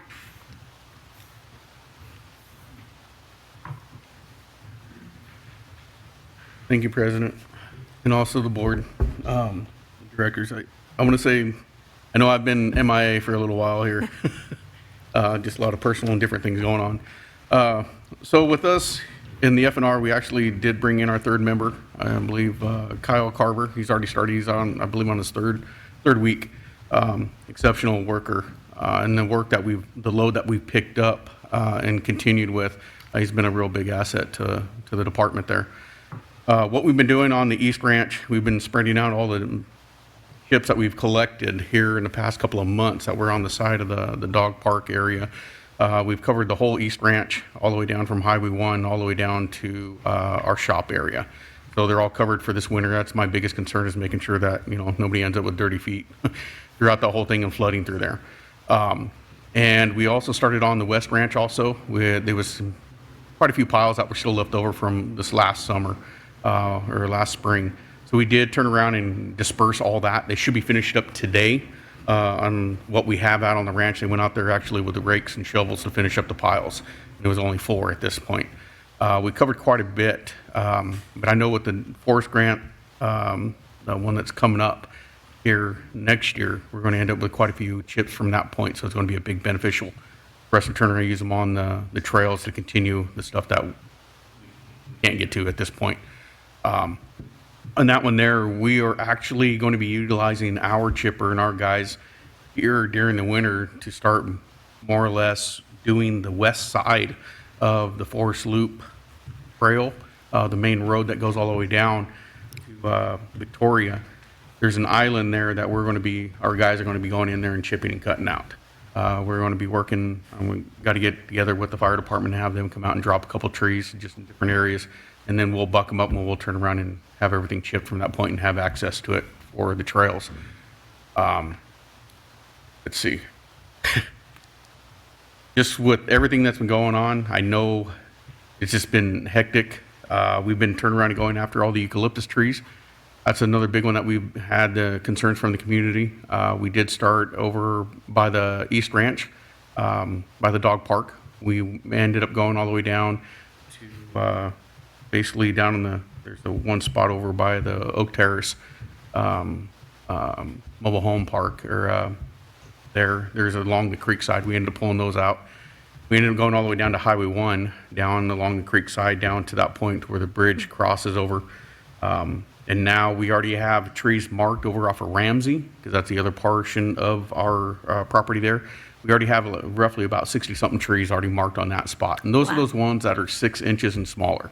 So those are cut back on the growth in those areas. And our guys are going to be turning around and cutting that out next week, dropping them, turning around and getting them all chipped up and getting them moved out from there. From that point, we will be working over to the West Ranch. We're looking at the Santa Rosa Road down there. There's some down in that area, and then also up on top of the ridge. So those are things that it's on our radar that we're moving forward with. The guys, we're going to be going out to some of the trails too and clearing out a bunch of stuff. That was a big concern that has been brought to our attention. So, like I said, this other third employee has really added a bonus to everything that we've stacked against us. There's things that have changed, such as like the water fill station here inside of this building. It's one of the additives that we turned around and put in for the vets hall. One of the other things too is coming through. I'm actually supposed to be meeting with the locksmith again next Wednesday in regards of all the closures and the panic bars that are here and hinges inside of this building. All those are going to be all upgraded. So we're going to do a final walkthrough and then the final ordering. And then from there, we're just going to be waiting about 3.5 weeks at that point. And that's also includes, I ended up working out a deal with them where they did our public restrooms. So this is the big thing that I'm working on with them. They're coming out also, like I said, on Wednesday to come out and look at everything they're going to need to complete that job in a one-day task. So they're going to be doing each building one day. And it's going to be the mag locks, which is an emergency exit button inside because you set them up for certain hours that they'll close and nobody can get inside or leave at that point. But from the inside, there is an exit button you can push. So nobody gets stuck in there. Correct. Napomo Parks, they have those down there, and they work out really great. They actually have anybody coming in, basically in the morning or in the afternoon like we do on a regular basis, like on the weekends. I mean, we got a guy here in the morning, also in the afternoon, closing, cleaning, getting ready for the next day. He has to come back and turn around, open up in the morning and do it. It's just a gauntlet, just going back and forth. So this one here would actually eliminate basically one of the days we can turn around and work with. They can clean it on Friday. Guys don't have to show up until Sunday night or Sunday morning to clean, so that they still get that day off in between. They'll still be on call. They'll still be, basically it exposed if anything comes up inside of those restrooms. The camera system is also something that's going to be pushing through for public restrooms because I know there's one of them that's completely down. So and those are ran by DVR. So we're looking at different avenues of that nature. I know there's already been some money allocated to it. And the original individual that we talked to and another company, they both backed out. So here I am, I'm reinventing the wheel with some of it, but from what I've picked up, it's going to be right around the same pricing, the whole 9 yards. So that's going to be a big plus for us. Other than that, everything else is going pretty good. I know we just had a tractor turned around and get repaired. It was supposed to be dropped off next Wednesday also. That one there, we ended up losing a rocker shaft, which is a implement on the back of it that lifts everything up off the ground in the back. It's called a 3-point. So that ended up snapping just over wear and tear and over time. Our flailer is quite a bit. Our guy was just happening driving by our office and it dropped. And that was a good thing to a certain extent. It was there, nowhere else. But yeah, I ended up hauling that out 2 weeks ago to Cal Coast. And they turned around and got the work done, and they said they can deliver it next Wednesday for us because I'm not about to put it back on a trailer and then pick up it all the way back down the grade. So that's a big concern for me. So that should be everything I have currently at this time. Thank you so much. Board members. Vice President Farmer. Thank you. Thank you, President Scott. Mr. Aguirre, thank you for your thorough report. I just want to make a comment because in the basically 2 years that you've been here and the circumstances with employees that are working with you and things just going up and down with regard to the availability, people leaving your department and then coming in with limited skills, let's say, and it's on-the-job training, so to speak. And then suddenly, you have a new employee here, Kyle Carver, and from the description that's in the agenda here, he already has a very substantial background in what it is that he's providing the community.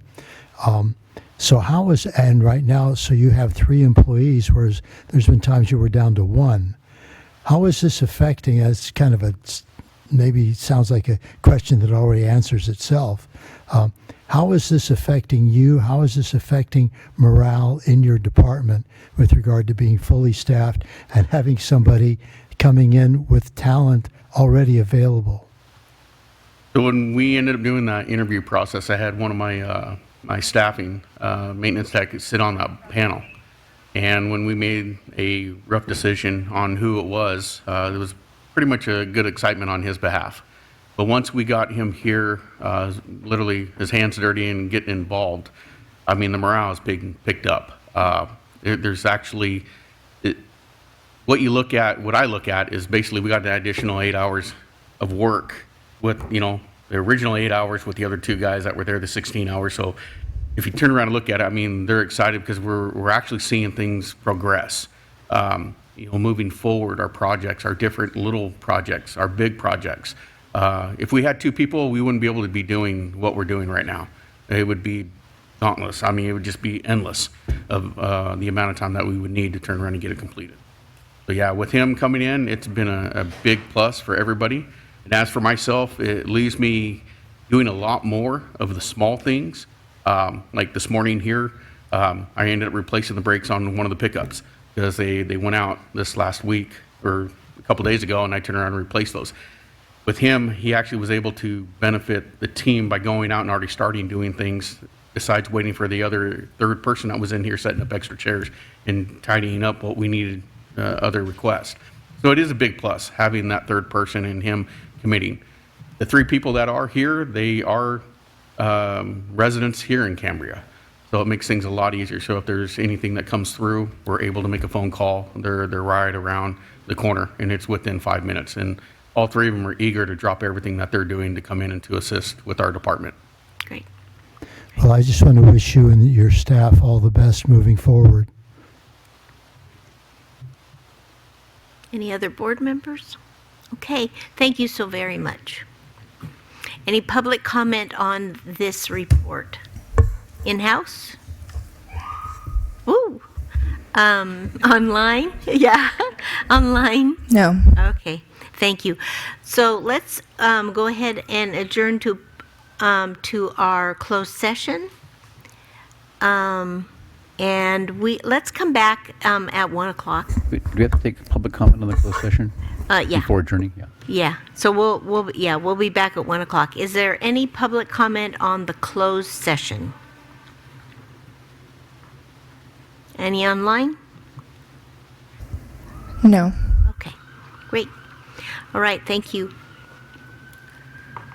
Madam President, you want me to announce the closed session? Yes, please.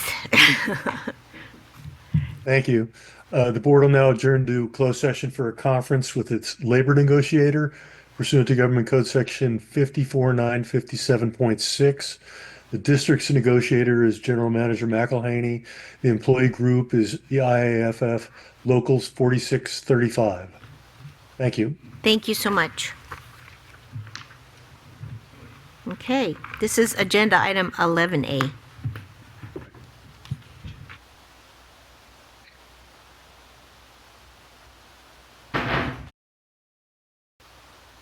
Let me turn on my microphone.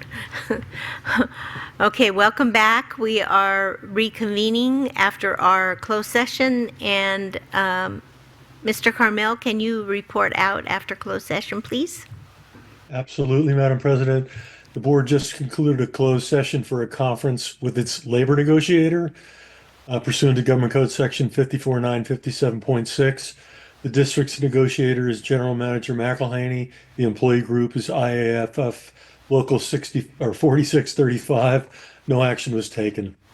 Thank you. Thank you. Yep. Okay, so shall we go back to 7A then? Okay, we have a motion and a second. Already did. Yeah. But thank you, because I had to be reminded to. Oh, thank you. Yeah. Yeah, we did. Okay. Okay. So, do you want to go ahead and read out the motion? Sure. Director Dean moved to accept the Staffing for Adequate Fire and Emergency Response SAFER Grant Award and adopt Resolution 41-2025, amending the fiscal year 25-26 budget. Director Thomas seconded the motion. Okay. Are we ready? Is there any other comments from the board? Okay. We already took public comment, but since we kind of are juggling here, is there any other public comment online? No. Okay, thank you. So I think we're ready for a vote then. Director Dean? Aye. Director Thomas? Aye. Director Gray? No. Vice President Farmer? Aye. President Scott? Aye. Okay. Let's go to the section on our agenda of manager reports. And Mr. McElhaney, would you like to begin?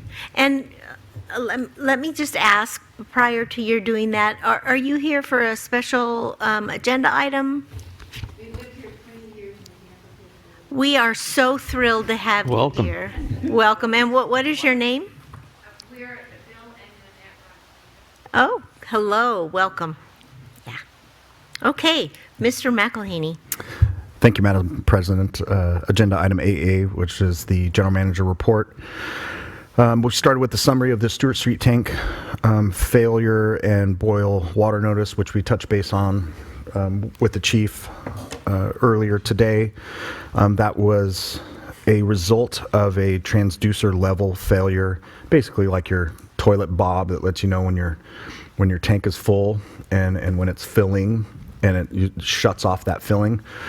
Well, for some reason that decided to fail on us when we had one tank down, and the tank continually drained without sending us the signal to have it be filled and Mr. Green will correct me if I'm wrong, to signal those lift stations to start pumping water into that tank. And so as a precaution, when that happens and you lose pressure in those lines, which that negative pressure can suck in contaminants into our distribution lines, it triggers an automatic boil notice while we gather samples and send them to the lab. Staff jumped on that pretty quickly. We got those results out to the lab within, I want to say, the first 3 hours of the event. And within roughly 18 hours, we had those lab results back, which cleared everything. It was definitely a lesson learned, and not only our emergency response as staff, but also our communications. And credit to Mrs. Dodson, who was on it from sun up to sundown in terms of the amount of noticing we put out. We hit every single subscription member in the CCSD. So, and I'm sure some of you got 10 of the same email because it went to all the subscription groups from R&I to finance, whatever you're on, you got that same notice. And so we started putting out that information out. Some lessons learned and some of the difficulties were that those that are not on social media, we tried to go door to door, but we were talking about 1,500 connections. So we just don't have that type of staff that can get out there quickly enough and get door to door. So we activated CERT. The fire department was out there, water staff was out there. And so we did go door to door, have hangers, and made notifications. That took a little bit of time. And there was some frustration with the public that we weren't able to get door to door fast enough. But the sheer volume of customers that were affected in a small district made that difficult. But I want to commend all staff, not just water and the fire department and CERT, but also our administrative staff. We had our administrative staff on their day off at home with the lines being forwarded to them and their cell phones, and they were picking up the phones at home, answering a lot of the concerned citizens' calls. So all in all, we have a great team, and they did a great job in that response. So we have a new website access feature for the CCSD website, and it is called Doc Access. And so we were contacted by Streamline because there is a big push statewide, nationwide for accessibility of documents. And when I say accessibility, not just the ability to access them, but accessibility for those that have any impairments. So blind, those that have can't hear, those that don't read English, and there's a lot of legal liability there for not having your documents be accessible. This is pervasive across all industries, especially in the public sector. Colleges are going through that right now in terms of a lot of online teaching. Those documents have to be acceptable for those with disabilities. So we contracted with Streamline, and I'm going to share my screen to give you an idea. And you may have seen it if you've been on our website. Give me 1 second.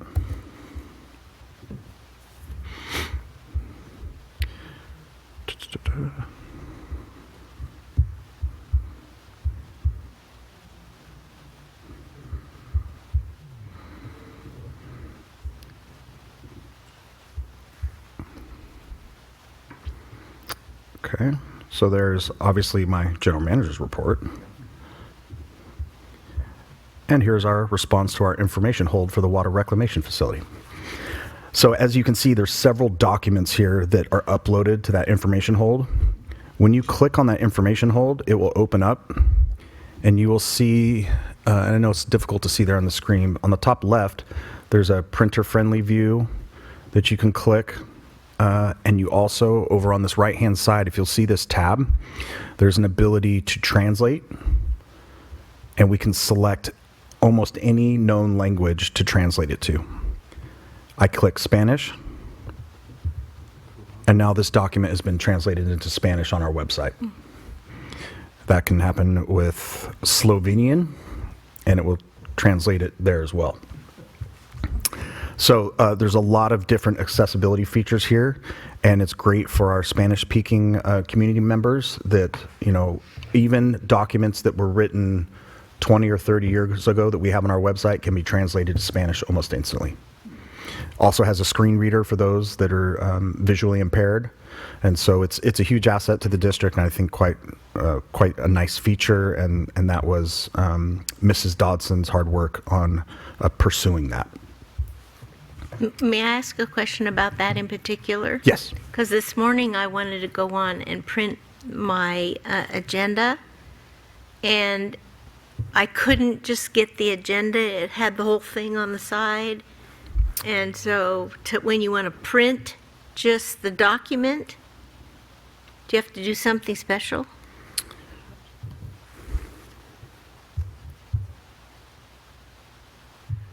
Why don't you go ahead and speak to it? Oh, so you're talking about some of those accessibility features, like on that page when you were trying to print something? I went to the agenda, and I just wanted to print it, and that thing on the side. Oh, gotcha. I can show you. Okay. Let me reshare my screen.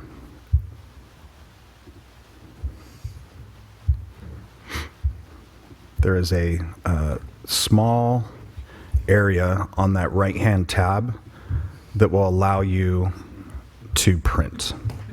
So let's do this again. Go to the web browser.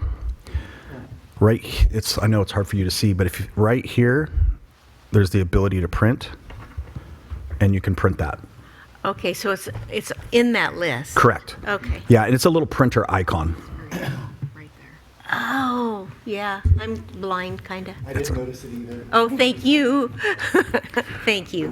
Thank you so much. Yeah. But one of the nice features for our Spanish-speaking community Yeah. is that its ability to translate it into Spanish, and then you can print it in Spanish. Wow. So, anyways, great job by Mrs. Dodson. Yeah. Did you want to speak about this? Please. Okay. We have another board member that has a question specifically about this. Thank you, President Scott. Yeah, so I think what you're telling me, because for years you look at documents like the supplemental EIR or the East-West Ranch Management Plan, no search features. I think what you're telling me is that I can open that and it's search capable with this function. Is that what you're saying? When you say, okay, so you open the ranch management plan. Mm-hmm. It's as if it was a printed copy was run through the scanner. You can see I it. see. You can print it, but you can't search it. It's just scanned.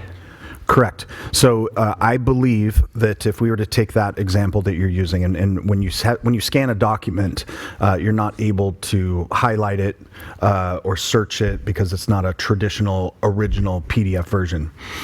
It is my belief, and I would have to run a couple test runs on it, but I believe we could pull up the ranch management plan, use this printer-friendly version, and you should be able to download it, convert it to PDF, and it should be able to be searchable. Milestone progress. Wow. Yeah. Okay. Okay, moving on. So we have I believe David did speak about our new employee, Mr. Kyle Carver, in his report. We're super excited to have him. Mission Country Disposal Cleanup Week is upon us from October 6th through the 10th, so we got a day left of that.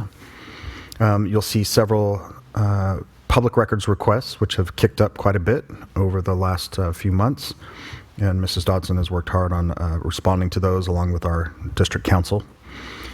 And with that, I don't have any other updates since our last meeting. And I'm happy to answer any questions. So prior to we begin asking you questions, can you read to me who is online right now? Christine Heinrichs, Crosby, Eric Johnson, G. Heinrichs, iPhone 23, Rochelle Benjamin, and Rollins. Thank you. Okay. Yes, Vice President Farmer. Thank you, President Scott. I just wanted to ask Mr. and Mrs. Rodriguez, who are here, as they said, for the first time after living here for 20 years. So you arrived right after 1 o'clock. We used to start our meetings at 1 o'clock, and now we start them at 10 o'clock. So I just wanted to check in and see that you knew we have a new start time for the meetings now that we're just doing them once a month. Did you know that? Okay, just... Oh. Okay. All right, thank you. Okay, so any questions or comments from the board members? No? How about, yes, you may come and speak to something, whatever he, based on his report, you can come up and speak. I just wanted to say you guys did a great job. Oh, okay. Thank you. Thank you. I want to make one more comment with regard to the boil water notice.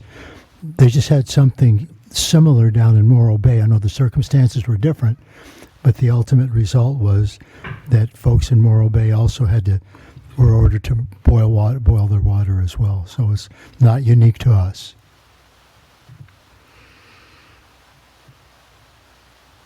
Okay.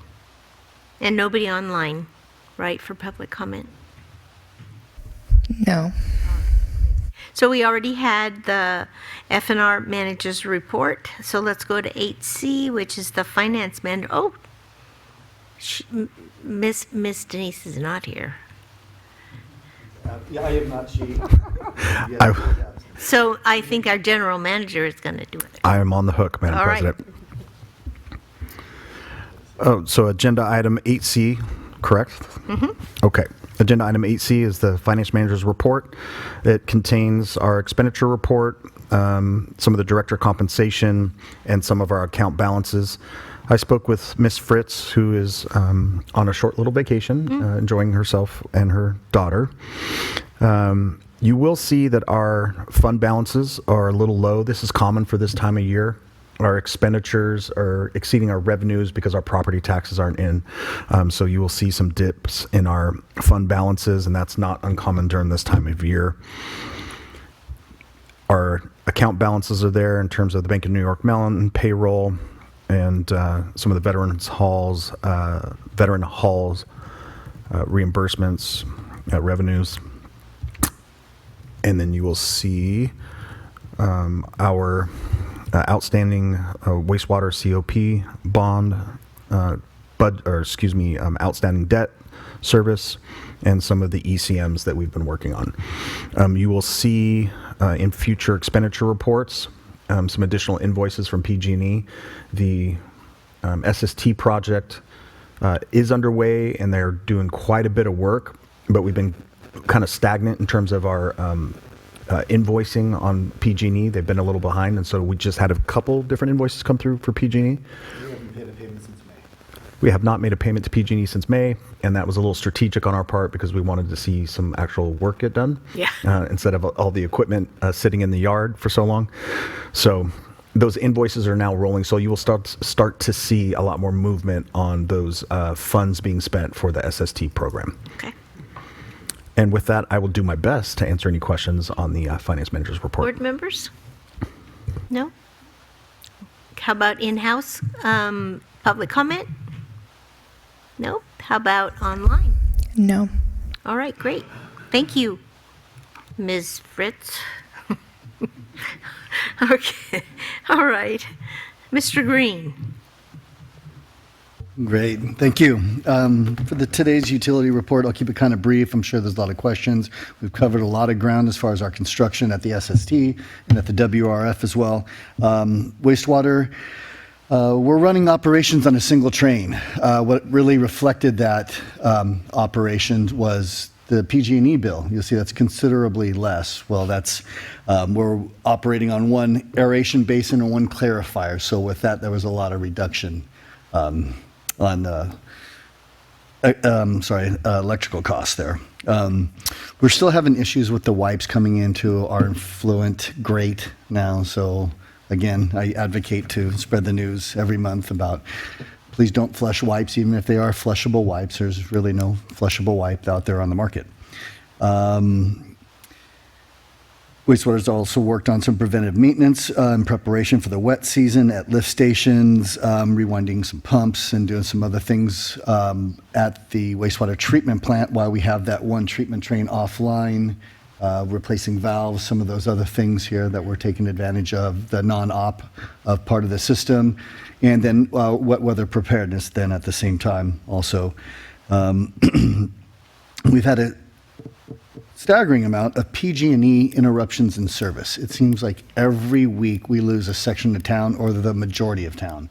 This is very difficult on wastewater on-call operators because there's only one on a Friday night or a weekend, and they're having to run around town to make sure all the generators are up and running so we don't have an SSO at any of our lift station sites.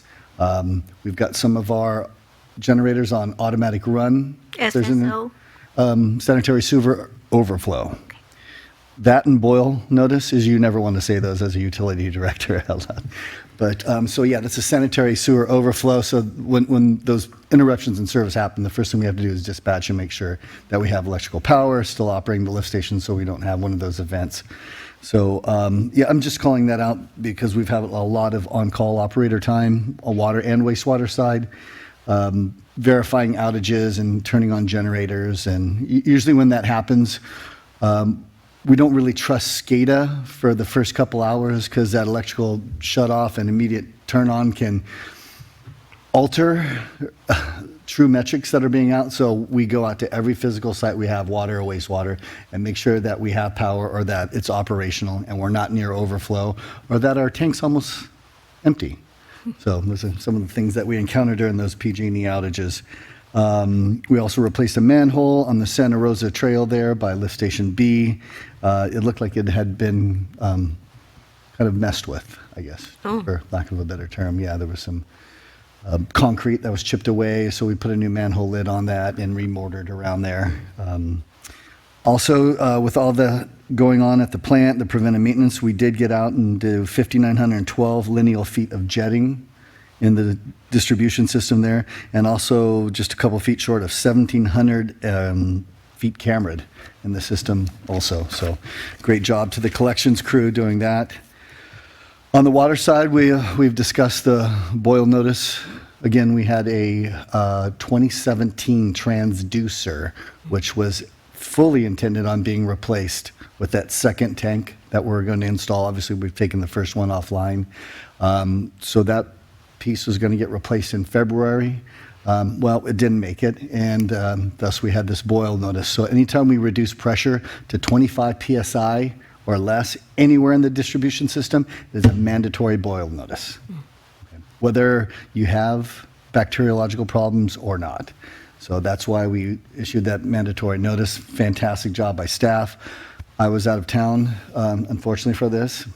But thank you to Fire Chief Berkey and General Manager Malcolhenny and definitely, Ms. Dotson here for getting the word out. What kind of came about of this after the fact was we relooked at our emergency response plan and did some additions and kind of made that a little bit more robust. unfortunately, we've never experienced this, or I've never experienced this here at the district and all my, water leadership here. So that kind of puts you in a real world scenario where now you look at that through different lenses after going through that process. So unfortunately, we went through that. I apologize to the community profusely, but we do learn some things when you have an emergency like that happen. So we're able to, plan better and strategize for communication and so forth, and even our response there. So I'm not trying to say, there's a silver lining in everything. That's not really a popular thing we ever want to do, but we did take down some notes and, alter some of our response plan for future, should that ever happen again. Also, service line replacements. It seems with kind of the later the season's climate is a little drier later. We used to have a lot of leaks starting in May. And now we really don't see that till here we go September or October, as we're really kind of drying up. I know we had a surprise storm a week ago where at the plant we got 0.463, so almost half an inch was really nice. But that ground, that soil is still drying up, and that's where we have those rocks encountering the service line materials. So the water department's been very busy. I think they had 3 service line replacements over the month. Those are illustrated in our report as well too. So you'll see them around town here. As another couple have popped up in some popular locations like Bridge Street. We spent a couple days on Canterbury, where the water staff, I think they trenched about a 50-foot replacement line for this one. And anybody who's ever been up on Canterbury knows it's a difficult work up there. It's a very tight street, obviously at an angle. So props and great job for water staff there. And I think that's really all I have that I wanted to touch base on here. So if you guys wanted to have some questions of WRF or SST, I could provide those for you at this time. Okay, board members. Yes, Director Thomas. Thank you, President Scott, and thank you, Mr. Green. Great report. As I, see again for the, not sure how many times we've seen the concern with wipes clogging the system. As I was reading that, I was reflecting on the amazing, emergency response on the water boil, having the CERT team come by the door. And I was thinking, do we have any idea how much this costs us? Because, maybe we could have some kind of a go door to door and just say, folks, did you realize? Because not everybody reads everything. And if someone were, knock on the door and say, that might have an impact, it'd be an effort. Shucks. I mean, you could engage the directors. I would do it. But, is there I just thought I'd bring that up. A couple more items, but I don't want to let that land for a moment. Should I bring up other items or? Well, I can just, so right now we're taking because we record all of our quantity that we flush. So what we've reported that to the Division of Drinking Water. What we need to do is monetize that and turn that volume into a dollar amount. Unfortunately for the salaried members here, I think it was working for free on Saturday, so I'm not sure we incurred a large cost as far as staffing time there. Water quality, bacteriological analysis is about $35, and I think we performed 4 of those, so we're about $150 into analysis here. So besides the water spent for flushing, which is part of preventive maintenance, which we like to do when we schedule it, and usually not in the dry season for right now. But with that spent water for flushing and some bacteriological results, I don't see it being much over like $1,000, really. I mean, even including maybe some of the hourly rate for staff that we brought in. Did you want to clarify? Oh. Okay, so it's not that big an impact. It would just be not financially. Yeah, just fair enough. Stress and optics to the community.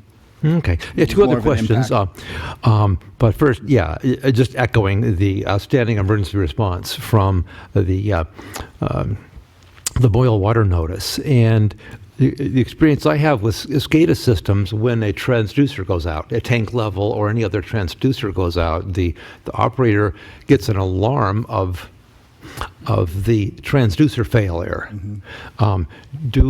Do our for example, the tank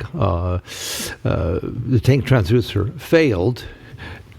So apparently that doesn't provide an alarm. Well, I'm sorry to interrupt you here, but yeah, so this particular failure, it failed when the tank was full. So it registered a 19-foot height in the tank, even though it was draining and had drained to about 2 feet. So for it to send out an alarm, it would have to have a high or a low alarm to initiate that notification. What happened here, it got stuck at a level, so it didn't notify. Also, this is an alarm that only notifies when it hits that level. Yeah, we have metrics in there. So we have a high, and then we have a high, like you're about ready to overflow, like get on site now. And then with a low, so it's we have about 6 hours of operational time when you get that first low level, and then you have the low, like get here now and time to respond, kind of. So we have about 4 different metrics for alarms. But again, it got stuck at the 19-foot level, so it never sent out a notification. Gotcha. So it's not a continuous. It's a level alarm. Yeah. Right. Okay, Yeah. So it's measuring 2 things. So it'll send out an alarm when it reaches certain volumes, and then it'll also update you every 15 seconds on its current level. Okay. Thank you. And then on page 119, ZLD operations have been scheduled for the week of October 6th. I don't wear a watch, but are they underway? We have an update, and thank you for bringing that up. And then the follow-up question is, if and when a public tour would be cool. Absolutely. Still having supply chain issues. So I'll kind of preload this with the generator that was supposed to be installed in back in June. We got notification they were waiting on a part to finish its completion. So we've been waiting on a singular part, and it's a CARB, so California Air Resources Control Board. It's a part that's required by them for this diesel exhaust system. We've been waiting on that the better part of now 8-10 months. Tying that into your question here, there's some supply chain issues with some parts for the ZLD component that we have. So my understanding is that is getting received early next week. They will be mobilizing, will be on site the 16th and 17th of this month. We will begin ZLD pilot operation on the 21st, 22nd. And I'm planning for the first week in November, yes, a month behind, to have an on-site review where we can have you guys out and review the process and the equipment and all that's going on with that ZLD project. Thank you. Yeah, absolutely. Thank you. And Director Thomas, to follow up on some of the costs associated with the water boil notice, there was...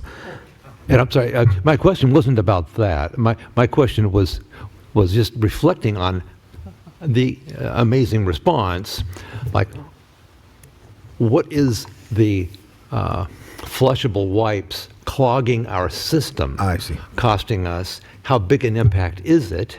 And shucks, would it be worth stepping up our notification somehow on that to somehow ease the backups? That was the nature of my Understood. Thank you. So on the wipes issue, we'll go back to that again. It was our wastewater operators' understanding that perhaps it was coming from Hotel Row on Moonstone Beach. So they did a little public outreach to some of the larger hotels. Are pretty much owned by 1 or 2 companies there. So we hit kind of the larger ones that had operational staff at each location. We said, hey, what's your process for cleaning rooms? Was it wipes? And some have acknowledged that wipes is a use there, and perhaps they potentially could be getting flushed down. We saw a great reduction for about 3 weeks, and then we saw it pick right back up again. So I think we're kind of contributing it to that mostly, but we definitely want to, advocate to our residential community to please not flush. But we do have something more planned for water conservation and then wastewater outreach for this type of thing with our commercial audience on Moonstone. Any other? Yes, Vice President Farmer. Thank you, President Scott. I want to thank Director Thomas for inquiring as to, let's say, where the flushable wipes would necessarily be coming from. I don't know if I'm happy to hear that it's not our residential folks, but people that are visiting. I don't know if that makes me feel better or not, but a couple of things. First off, with regard to what was supposed to happen this week with regard to the ZLD, I bring this up because obviously there were a couple of items, 2 or 3 items on the expenditure report that had to do with expenses that are taking place at the WRF with regard to the ZLD. So how comfortable are you with the fact that this is actually going to be taking place now in less than 2 weeks as opposed to this week? So I look at it from a couple vantage points. We wanted to get the true raw water and run this through this process and see what the output of that permeate was for this. As we get a little bit later in the season, like we're seeing a 73% chance for rain on Monday, Tuesday. Although a little bit of rain won't affect that source water quality, it will eventually dilute that. So we're not really putting the true test to this program if we let that rain get in and dilute the aquifer, which is fantastic. I mean, obviously less brackish water, the better in the aquifer, but this whole treatment plant and this whole pilot is to prove the efficacy of the ZLD, which we want to put the worst raw water quality through it and see what comes out in the end. So as we get a little bit later, we do have that chance for rain for it to dilute that raw water quality. I don't really see that happening right here.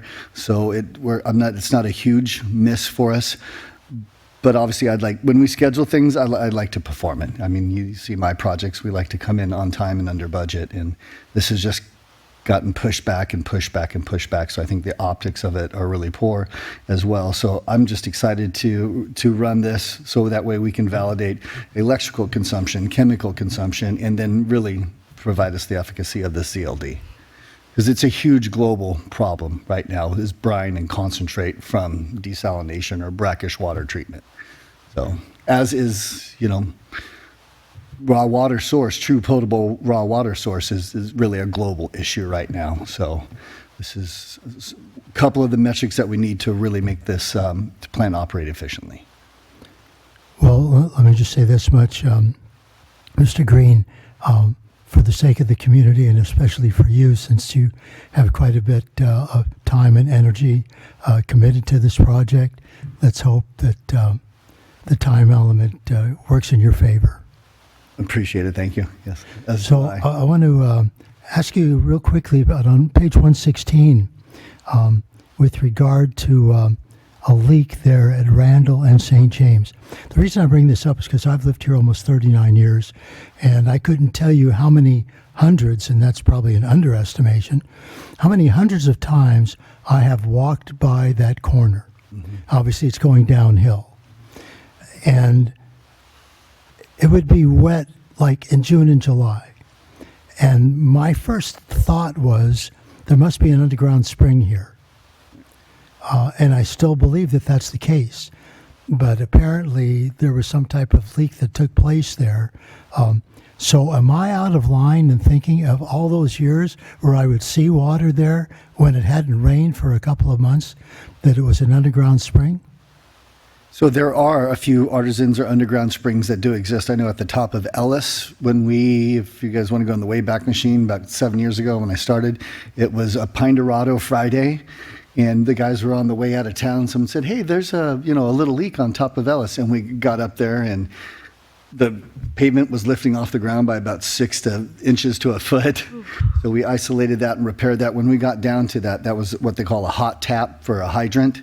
So it's a stainless steel band that goes around the main, then feeds a 6-inch port to a hydrant. There was underground water flowing at that time for Pine Dorado weekend. This time still a little bit later in season, a little bit drier. There was underground water flow 1 foot directly below the main during that time. So we do have very shallow underflow. I think as you get a little bit higher in elevation, you have more of that ground bedrock there, and you have nowhere for that water to really go except for evaporate or come up. However, I don't think the St. James and Randall is one of those natural points. I think that was an old sorry for my English here, but crappy steel line that was installed and never maintained. When we removed it, it had 5 different patches on it, or clamps for repair. So that was kind of the process for repair before, was just clamp it and pray, where, as you see now, after 7 years later, we go in and repair and reinstall service lines, and we have a lot less leak issues, or a lot less frequent issues. That, however, Vice President Farmer, I think, was just probably that old line leaking occasionally. Whoa. Okay, well, Sorry about that. That was unaccounted for water loss. so the romantic idea that I had, wow, it's an underground spring. They're around. I could flush that down the toilet, I guess. Huh? They're around, just not in that location, I think. Okay. All right. Thanks. So a couple more things. So I don't know why I chose to do this, but I decided to look. Where's it start on page? Oh man. You have the. Here we are. Acronyms and explanations. Very good. For some reason, I have it, which I've never looked at. It's starting on page 123 through 126. Mm-hmm.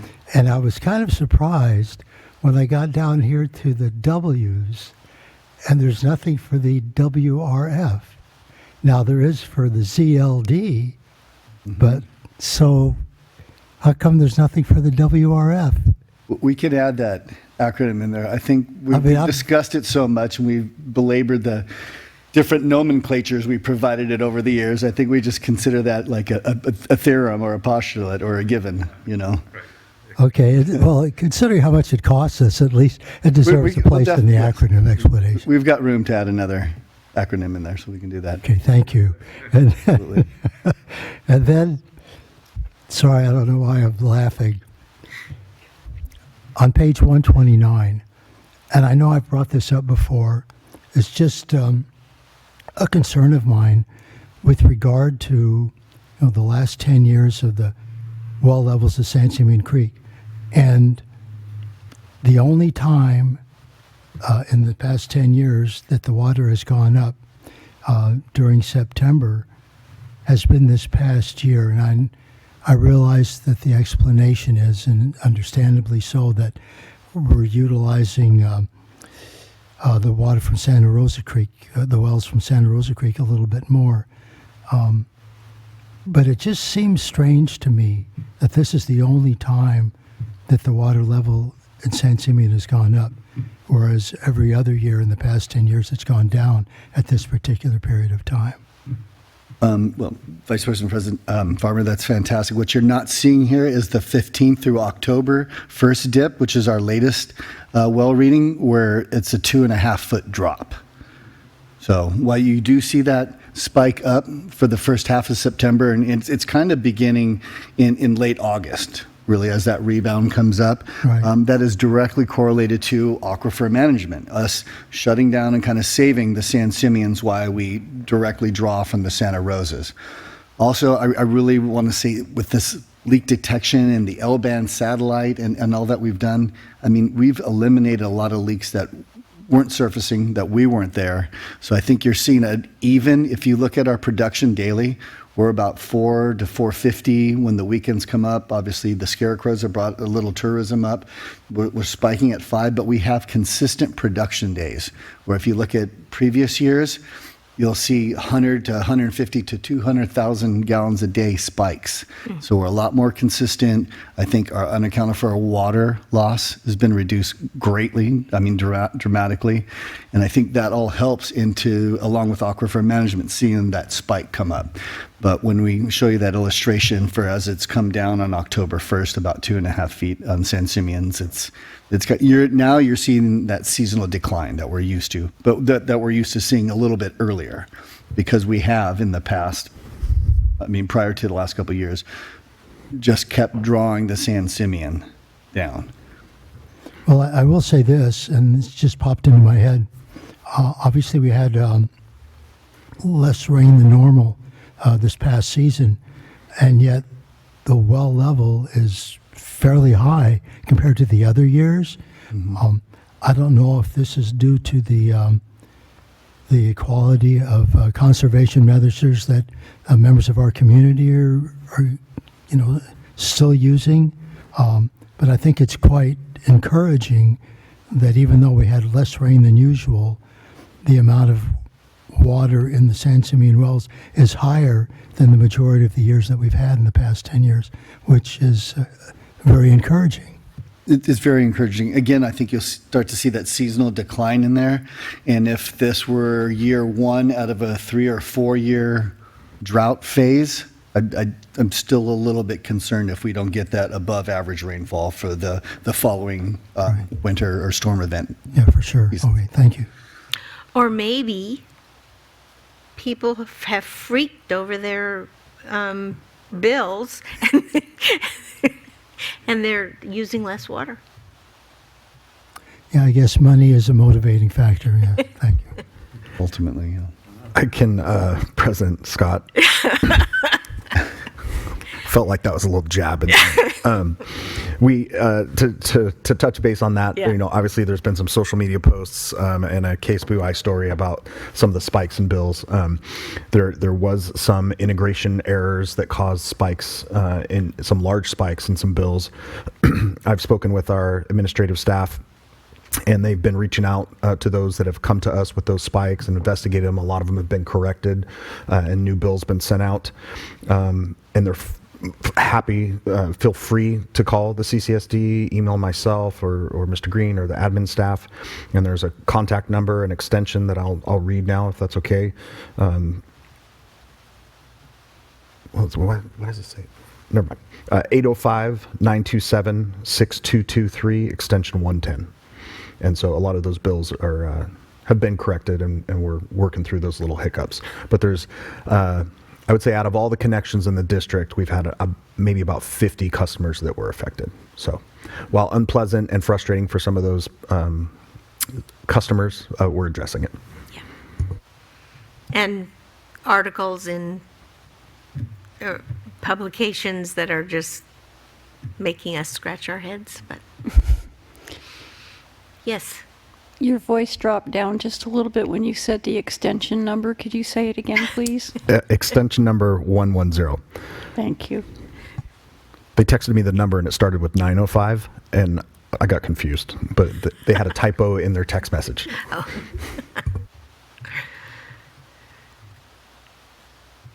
Okay.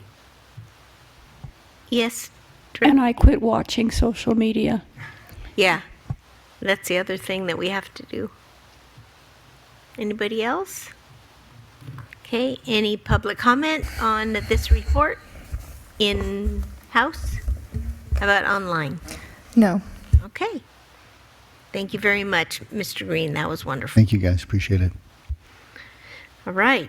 So I think we're ready to go to our board member committee and liaison reports. So you all have had copies in your board packet, so I'm wondering if there are any comments or questions about any of those reports.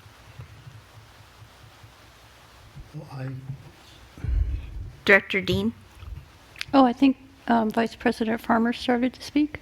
He did, but you're... I did, but your light was on first. Go ahead. Oh, I think we did it at the same time, but I was just going to say we did not have a Resources and Infrastructure Committee meeting last month, but on Tuesday instead of Monday, since Monday is a holiday, we will be having our regular R&I meeting, and it will be only for 45 minutes in person for that first part, and then we're going to stop and all gather at the Stewart Street tanks for a tour at 3 o'clock, rain or shine, my understanding is, and the construction manager will be there to help answer questions.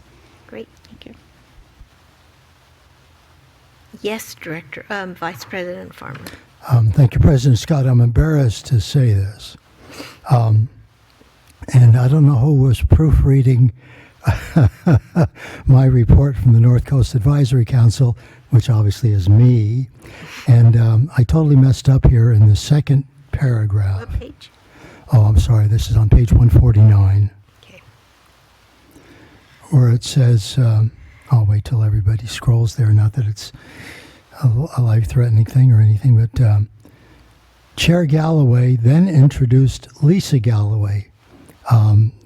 That did not take place. Chair Galloway introduced Lisa Murphy. I thought it was this daughter or something. No, it was my error. And so I figured I better correct that. Thank you. And Ms. Murphy is very enthusiastic about taking on a position as alternate to the board, to the council. So there we are. Great. I do want to just mention on page 147, the report from Williams Pest Management. Paul Williams is really an excellent resource for this community, and I personally really appreciate him. So, yeah, the report that he gave at the Forest Committee probably lasted an hour, maybe a little more than an hour. Whoa. And it was quite remarkable how knowledgeable this fellow is in every aspect of, I hesitate to call it pest management. It's more like, I guess that is certainly the title of what he is that he does, but his knowledge of our relationship with the natural world was really quite informative, and just gave you a lot of confidence in his ability to assess whatever it is that's going on, whatever problem exists that needs addressing, whether it's pests or the health of a tree. yeah, he's great. Yes, Director Thomas. Yep. Thank you, President Scott, and thanks for Vice President Farmer. I just wanted to chime in. When I first started having Paul Williams come, he was doing business as Williams Horticulture. Mm-hmm. And seeing him walk up to a tree and kind of stick his thumb into the ooey goo, come out and pull out the, and he would explain the difference between the Ips engraver beetle and the other beetles that are infesting the trees. So I concur. He's a wonderful asset in this community. Okay, anything else from the board members? Okay, is there any public comment on all of these reports? No. Okay, thank you. Let's go to future agenda items then.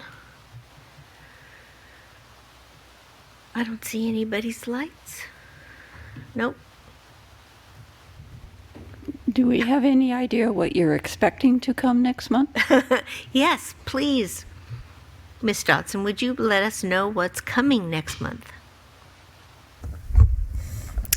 Receive and file the investment report for the quarter ended September 30th, 2025. Receive, discuss, and file the first quarter budget report for fiscal year 25-26, and possibly a discussion and consideration of approval of an agreement authorizing the transfer of ownership for the San Simeon Creek Stream Gauge Station from USGS to the SLO County Flood Control and Water Conservation District. The only thing that I have is that because we changed the board meeting dates, and now we're doing one board meeting a month, we've had some problems with Finance Committee, and I think some of maybe the other, it's been a little iffy, and we're having to change dates for committee meetings because information isn't available at the time we need it. So I know in December we set up that schedule. Do you want to take some time to maybe talk about that in November, to say what would work the best and what do we want to do? Because I don't know. I mean, we can talk with you guys as far as setting up that schedule, but I've already sent out the calendars to staff and asked for input. okay. So we can bring it back for board discussion in November. that'd be good. That'd be really good. Yes, the committee meetings and the board meeting. Mm-hmm. Okay. Thank you. So I think the way that they were set up for this year was the intention that we do board meeting, then 2 committee meetings on a Monday and 2 committee meetings on a Thursday, so that it didn't scatter and tie up staff's time, and it just hasn't been going that way. Yeah. Yeah, we're impinging on their time, and there's got to be a better answer. Yes, yes, Director Thomas. Yeah, thanks, you, President Scott. It probably goes without saying, but when the background work on the community park plan is done, I imagine the general manager will bring that to the board. That is correct, Director Thomas. We should, if I'm able to get that item ready, I have to go back and maybe Mrs. Dodson can pull up the direction from the board. I know one of them was to come back with some quotes on those visual assessments, and I believe there was additional discussion regarding engineering estimates for what it would take to put some of those other features in. That piece might take me a little bit longer working with Mr. Soto or another qualified engineer to figure out if there's any additional costs for those park features. Yeah, there's time to do it right. Yeah. So, yeah. Do we have a placeholder in December? No? We do not. Okay. But we'll have another agenda review and we can put one in there. Okay, great. Anybody else? Okay. How about public comment in-house? How about online? No. Okay. Oh my goodness. I think we're at a point where we can adjourn. Is everybody okay with adjourning? Okay. Thank you. Yes. Thank you very much. And thank you, Mr. Carmel. And thank you for keeping us company. Yes. Yes. All right.